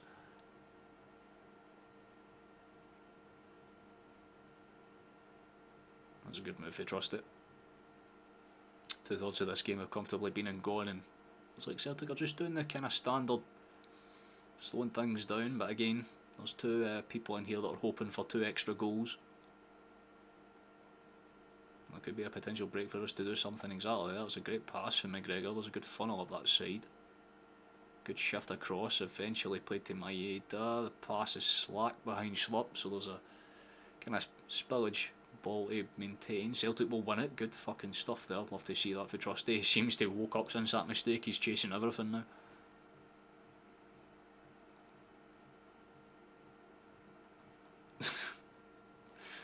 You have a beautiful baby boy that's going to have a lot of character. You know, you can imagine. Oh, I wouldn't even. That's. And the question is, can he play midfield? That's all I want to know. Oh, feet for Schlupp there. Brilliant pass. Brilliant for McCowan. Good feet for it. That is.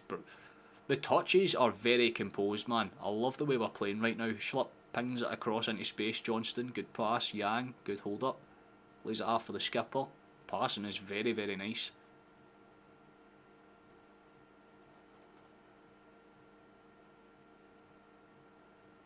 Oh, this awkward slip still has it. Just kind of hacks a shot. You would imagine he was going to try something like that, and it's horribly miss it. More closer to the goddamn fucking throw-in line than it was pretty much a goal kick, but a goal kick's been given.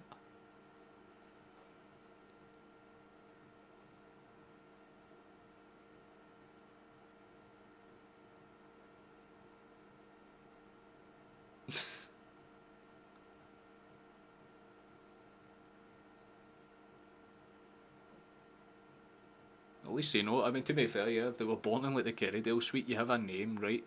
Like if it's a girl, you call it Kerry. If it's a guy, call it Dale. Hold on, there's a chance for Aberdeen on a break here. Potential, good hustle in Ficata. Good stuff. Trusty kind of joins back in a little later than intended, but Celtic have the line set. Aberdeen might just have a crack for range, which is exactly what they do. Shinnie just kind of half cocks it over the bar, no real danger on it at the end of it all.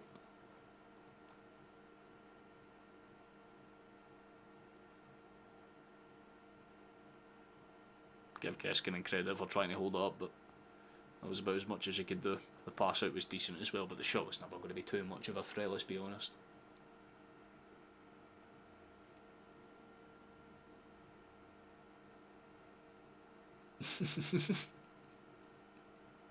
The pregnancy was passive. We just weren't playing the way that we really should have done. You know, the execution wasn't perfect, but you know, we're here in one piece. We can always learn from here. You can imagine the fucking post-match interview. God damn. I don't even want to think about that.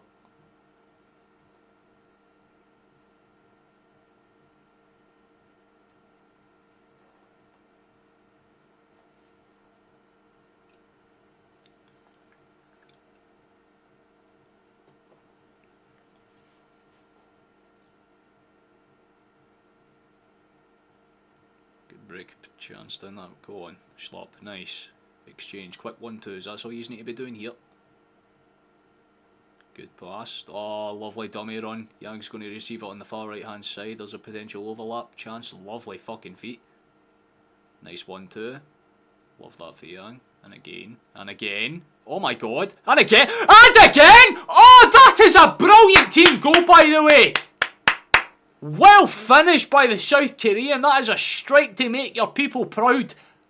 Well finished at the near post, man. That was a brilliant team goal. Arguably better than the second one today.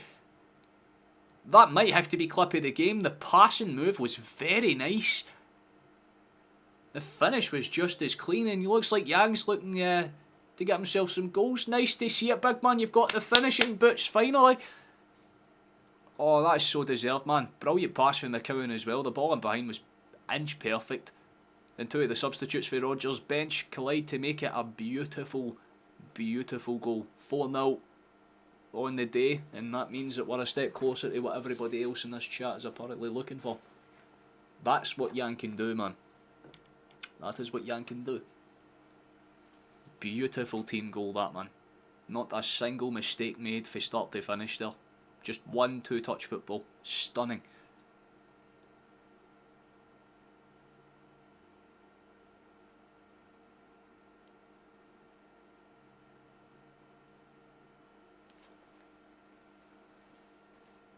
Remember that young fella, underrated, I know. Not even wrong. It's nice to see him get on the score sheet though, because I mean, fuck me, it was a big problem. It was like 1 in 50 appearances beforehand or something. But the South Korean people will be looking at that with absolute joy. They're like, finally, we have two wingers that are actually somewhat decent. We have Sun and now we have Yang. Fucking balling.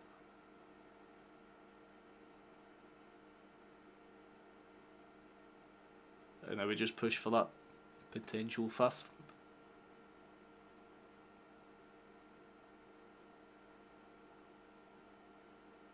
I mean, don't get me wrong, I know Celtic were going to win quite comfortably, don't get me wrong, but like I'm baffled that we're this comfortable. Again, Aberdeen have still to get a shot on target. They've had chances to put it on target, but they've missed at the far post every single time, basically. Young hat-trick incoming. I don't think I'm expecting that much. Just some good off-the-bench minutes, that's all I want to see from him, and he's already delivered way more than most people would have thought, and there he is on the ball again. Oh, that was half dangerous. Haida was there languishing, it was a good ball into the box, and could have been something. Didn't work out there. I like the idea. The touch was really nice, but he just did not need to hit that as hard as he did, man. That shit is probably still travelling as we speak. It'll touchdown in about 5 years. But I like that. There's some like real passion behind that shot. He clearly wanted that to go on target. Just try to will it in.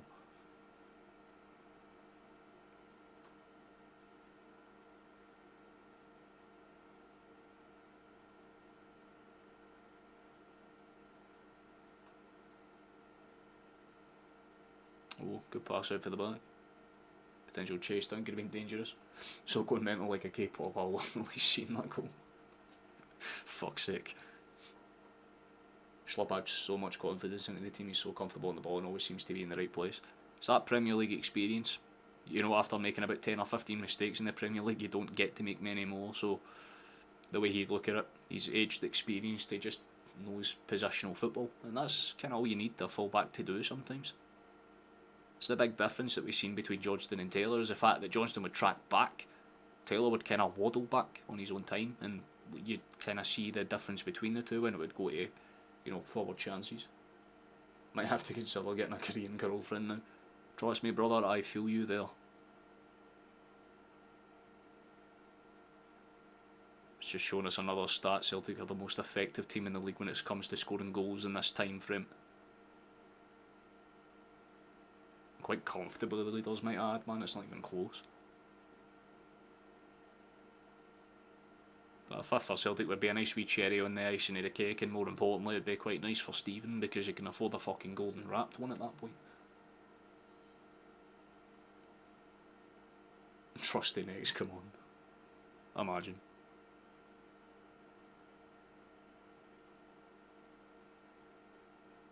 Well, it's got shot playing in the midfield now, it's interesting. Allowing it to act as like a free man almost.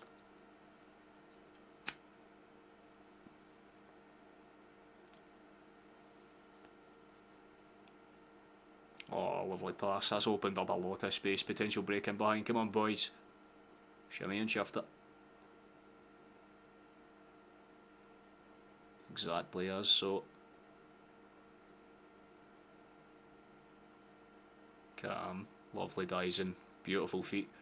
Just plays it back to Trusty, keeps it composed, keeps it calm. Played across to Carter. Good luck for Cameron, just plays it across to Trusty. One weird pass into Maeda later, but the exchange was very nice. Give credit for that. The pass through is just as good. Brilliant hold up touch for Maeda. He's going to have to play that back though. His touch kind of took him away for goal rather than towards it. Still dangerous, still very awkward. McCowan's doing his best to hold up, kind of lays it back. There might be a shot for range. There is a shot for range. And he's straight in the hands of doing, but I respect it for the big Belgian. He just has a crack for the midfield. I love that for him. At the very least, his entire priority there as soon as he got past on that little side step was to just keep it on target. He was focusing more on power.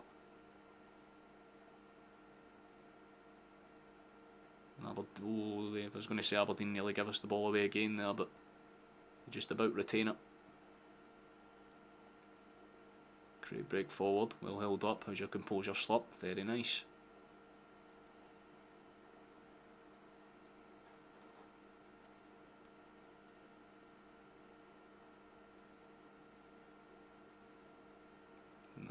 Okay, I don't like that pass back. You've put him under needless pressure there, but it's well gathered enough. Beautiful pass in for Yang, but a bit of confusion between McCowan and Carter means that the ball forwards for Aberdeen. And they could be in here. There's actually a lot of space. Oh, what a fucking challenge, though.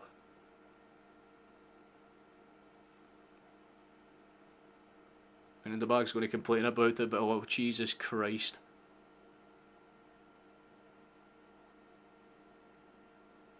Just when he thought he had the chance to score, he just have Johnston kind of slide in behind and get on the end of it. I think they'll obviously make the clean just in case, but it looked like a pretty clean challenge, I'll be honest with you, because the ball is clearly kind of picked out as soon as Johnston goes in for that challenge. And it's going to be the last change that they're going to make him off the pitch. That's interesting. It's going to be Fletcher Boyd coming on.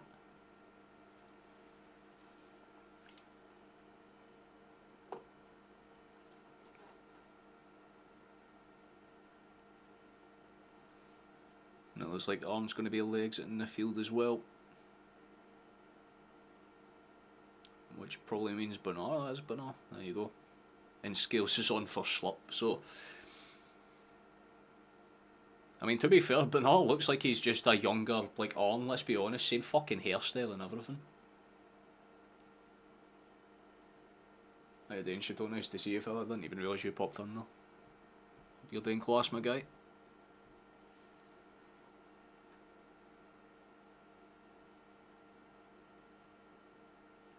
Simple pass across the face of the box, calm enough.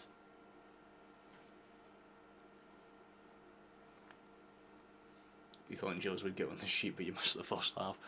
It didn't play bad. I want to clarify that. It still had a goal contribution, popped up with an assist, and that's never bad.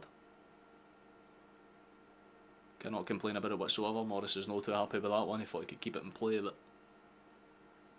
not the case whatsoever. 81 minutes been gone. Slowly but surely getting towards full time now, which is pretty much all Aberdeen will be pretty much begging for. Let's be honest, they will be counting down the seconds.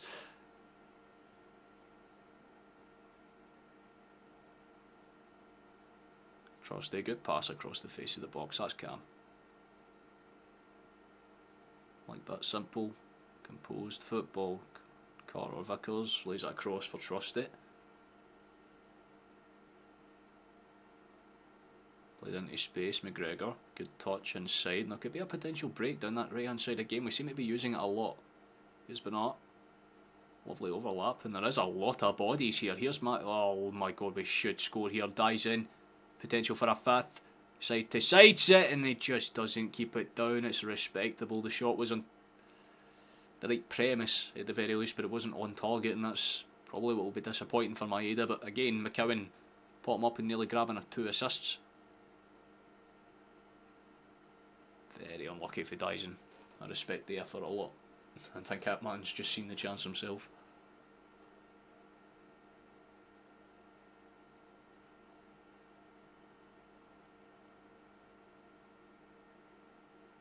Don't think Aberdeen will be too happy with their overall performance. They had opportunities in the opening 10 or 15 minutes, but after that point they've kind of fizzled out with almost no real fight at all, honestly. If I'm being genuinely serious, they've not done too much to really make a case to say that they deserved anything from this game. It'll be slightly disappointing for the manager's perspective. I don't think Jimmy Thillen will be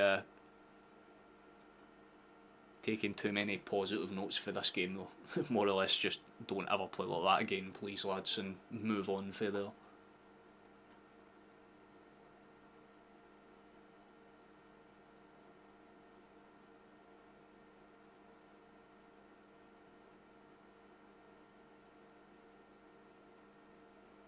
It'll be interesting to see what Stevens is doing right now. He has a slight decision to make because time's running out, but so they're still playing passive progressive football. We're still trying to get in behind.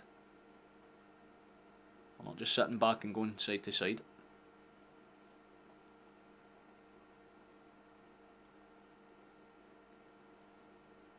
Simple cut back pass, calm enough. Here's Carter. To Aaron, that's good. Simple pass in here, son, that's good, very nice. McCowan has to try and win between 2 bodies in red there, so that was going to be a bit of a difficult task. Don't know why you kind of ran in there, one fella, but can't argue with it. It's going to be a throw in for Celtic anyway, so it's not as if there's too much lost. 84 minutes have been and gone.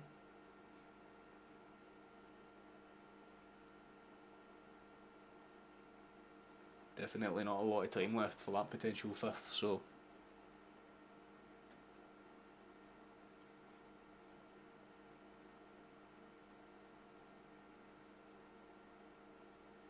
Keep it on the deck, boys. Don't try and do any fancy passes. There's no need.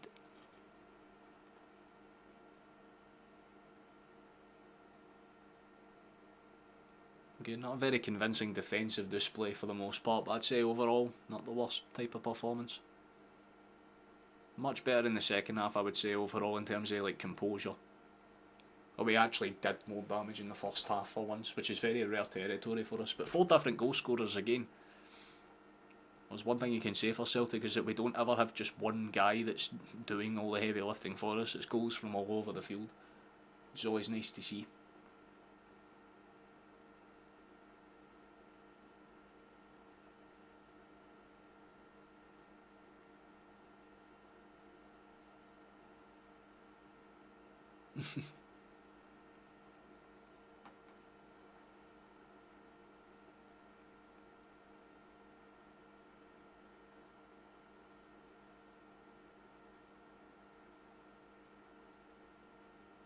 That's going to be a foul for Aberdeen, isn't it? Yeah, as soon as they fell over, I knew that was probably going to be given. A little unlucky, but it is what it is.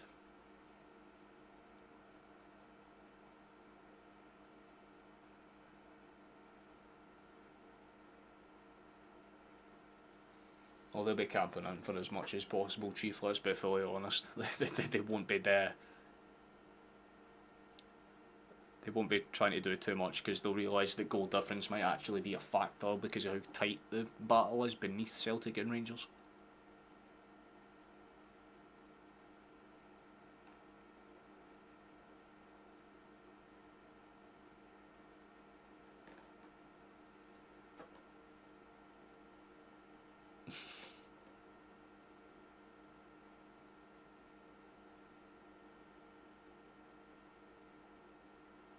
That's just the Green Brigade back sausage, that's just what they do.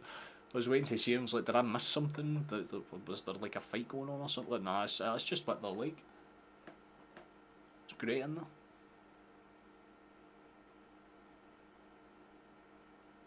Trusty just stands his man up, looks for a simple pass in. Opts to go back towards Schmeichel. We've not really seen too much of him in this second half, let's be honest.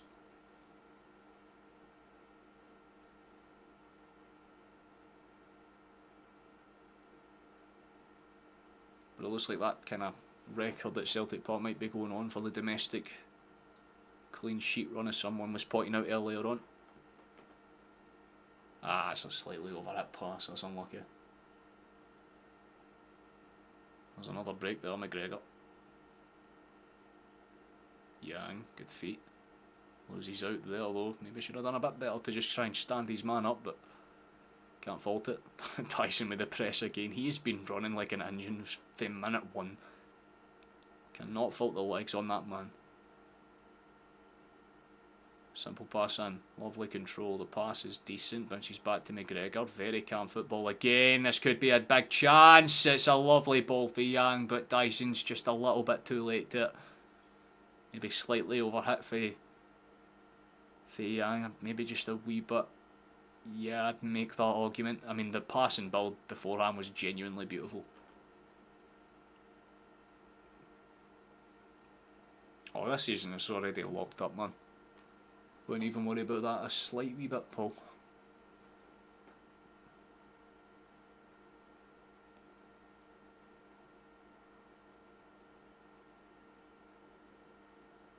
Duan's just going to throw this one as far forward as he can muster it. See if he can get an Aberdeen head on the end of it and potentially get a chance of their own. They do win like the secondary header, but it bounces back in Celtic possession. Beautiful touch for Scales. Lovely cut-back pass for Scales. Calm as you like. Played across. Simple pass out towards Yang. He could look for the overlap quickly and does actually do that. Bonal tries to get the quick cross and it's going to take a bounce out for a corner kick. Give him respect where it's due.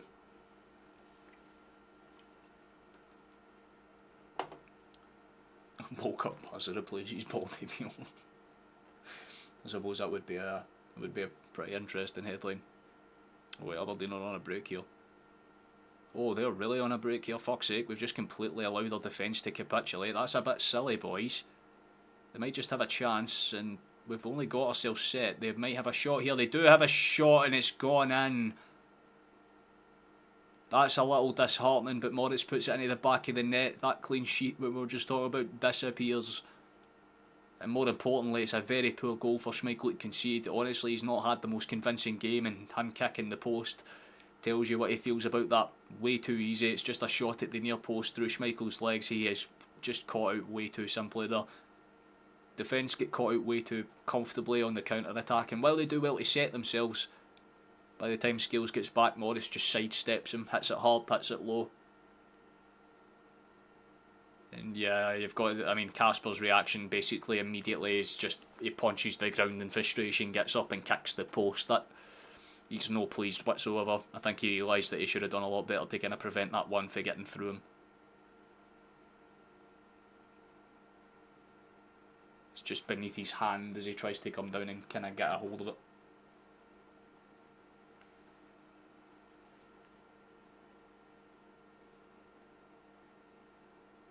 Well, I suppose that's fair enough. At least they do get a goal. Their first shot on target and it goes in. Sometimes that's all you need to do. But it looks like this game will probably end 4-1, which isn't particularly great. Unlucky Stephen, I do feel for you there, man. Likewise with you, Anton. That's a bit of a kick in the teeth.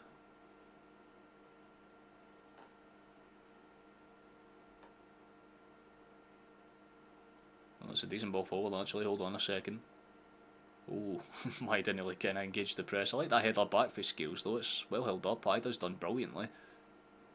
As soon as I say that, he kind of gets popped out, and that's going to be a throw-in for us anyway, so I'm not going to complain too much.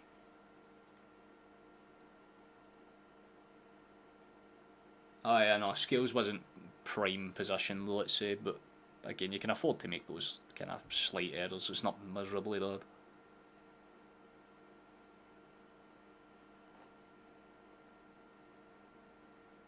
Good for Dyson, just cuts it back comfortably. It's only about 2 additional minutes left in this game and then we're through it.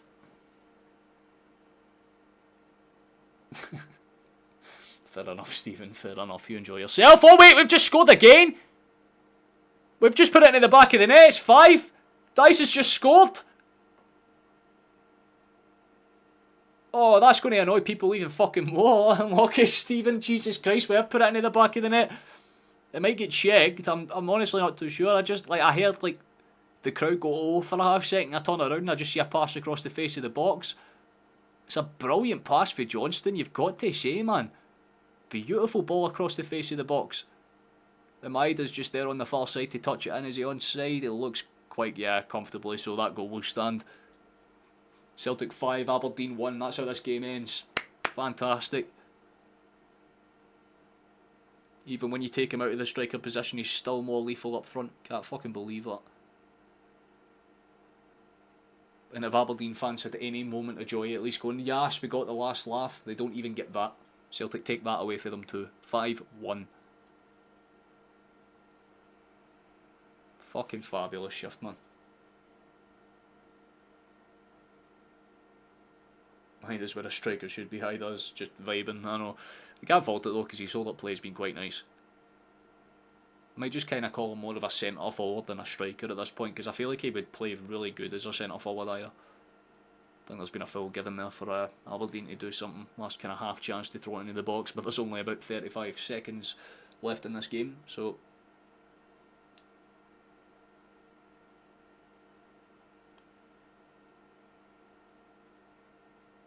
Decent shift all round for the boys.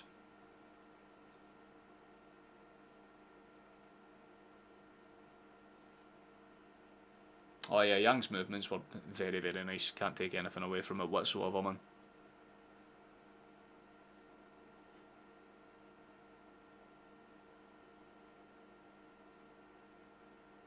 And as of now, we're basically on the referee's time.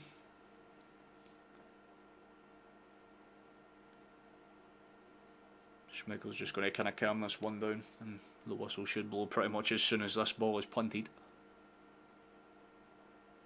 Which is exactly what happens. That is full time, boys. We just did what we needed to do. It wasn't the most convincing start to the game, but after about 20 minutes of suffering, we kind of turned on the style and started playing some football. It started with a Dyson Maeda goal and ended with a Dyson Maeda goal. What else is new? It's Celtic Football Club. That is a fantastic performance.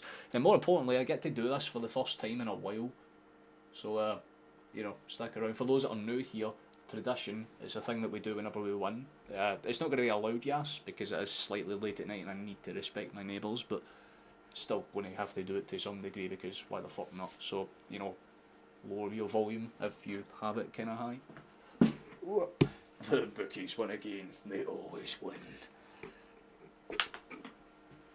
Whoa. Right, so Jesus, that looks unprofessional, into the fucking shot tucked like that. Fantastic. I don't even care. For the victory and for the win.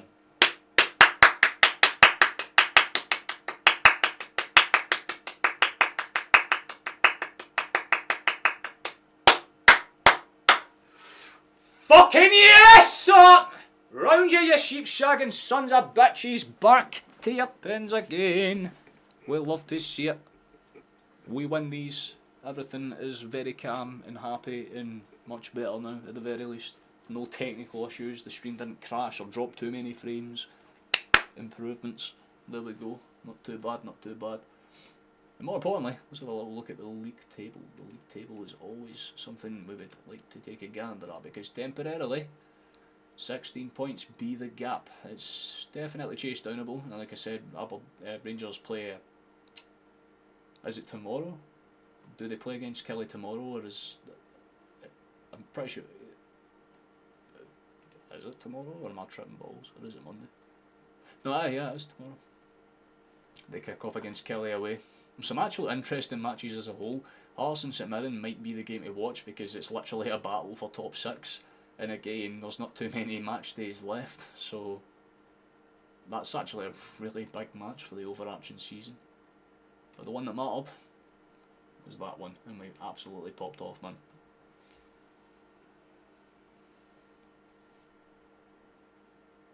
Well done to Celtic indeed. They 100% deserve it.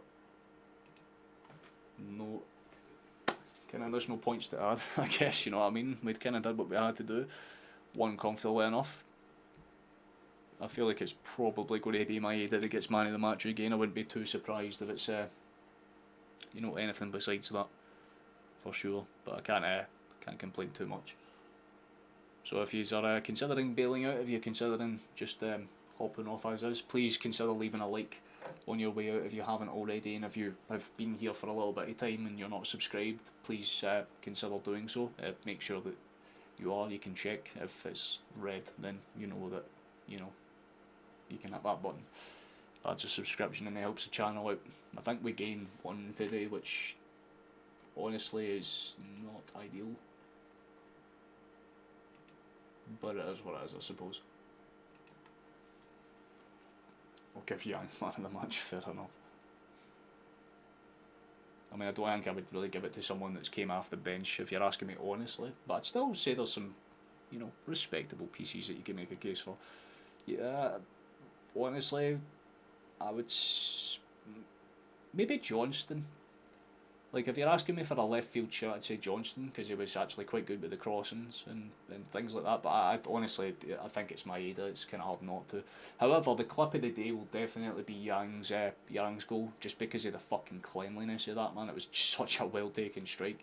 Hard not to put that in.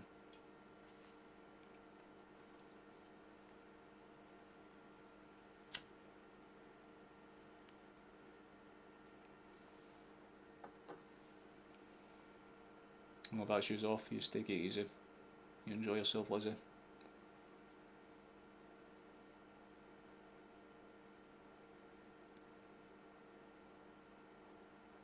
So 5 to go from this point. I think mathematically, hold on.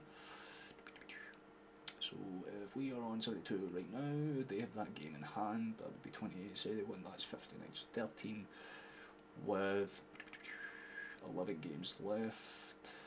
Mathematically, yeah, 5 or 6, depending if they draw. If Rangers don't win tomorrow, then it's 5 wins. If they do, 6. To like mathematically guarantee us it.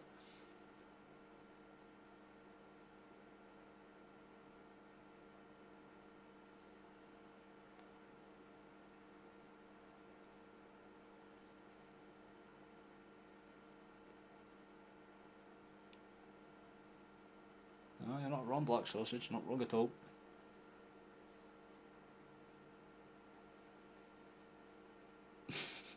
Hope the Celtics will love this year.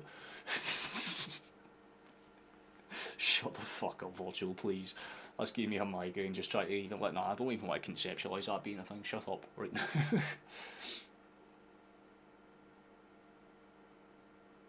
Time will tell. Yeah, that's probably the best way to put it, mate. Time will tell.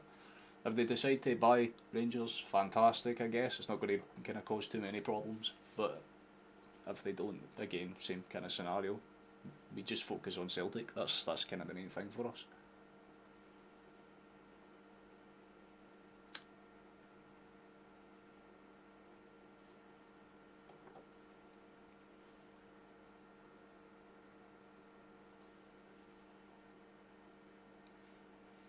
Well, if every team keeps going the way that they're going, Anton, I think it's like 6 match days to guarantee it.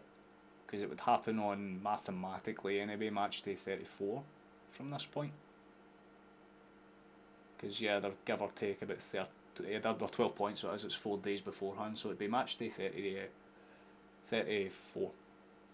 If things go as planned, we would win it on match day 34, so that's your mathematical standings of things, and that obviously it changes if Rangers don't win tomorrow, because like I said, then the point sway is different, and then it's only 4 games to that point realistically, but 5 games, sorry. So you have to look at.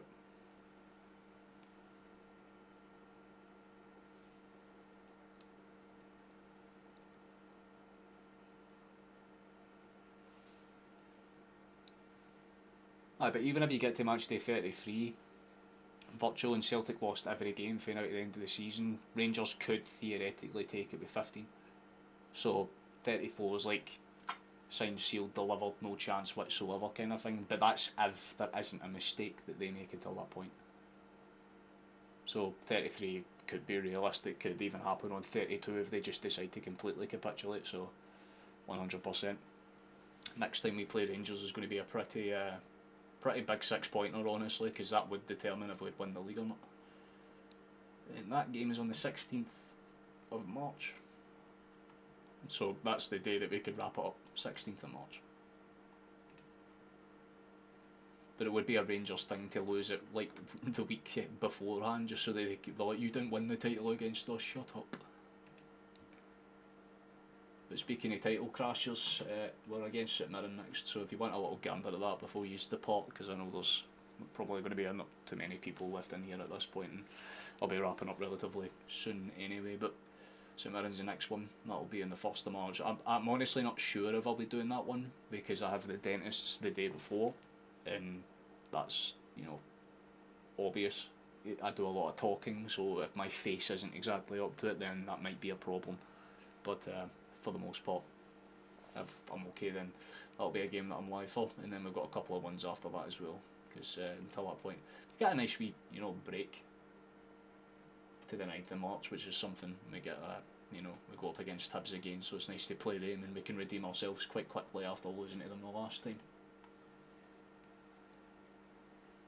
So Maeda got a hat-trick and Jota scored. No, Maeda scored 2.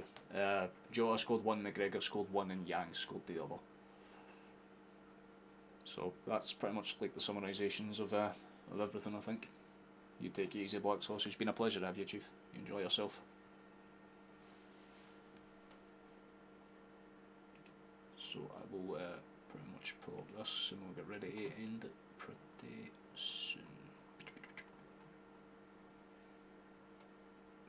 Because I need to obviously go and make the short in that anyway, so that might take a bit of time, but it will be out before midnight. So make sure that you have notifications on if you want to get like a glimpse at that clip.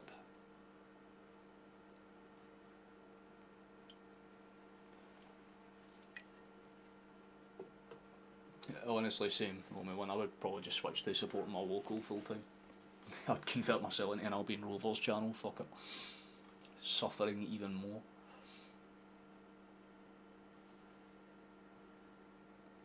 But Dyson's definitely making a case now. Because, I mean, don't get me wrong, Kuhn was great today, but, I mean, Maeda popped up with, I think it was 2 goals and an assist. Maybe just 2 goals, I can't. Would it count as an assist? Maybe. because it's like a pop out. I wouldn't kind of class it as an assist. I'd say at least 2 goal contributions, maybe 3, if you make the case for it. But time for me to wrap this up. So let me just put that on.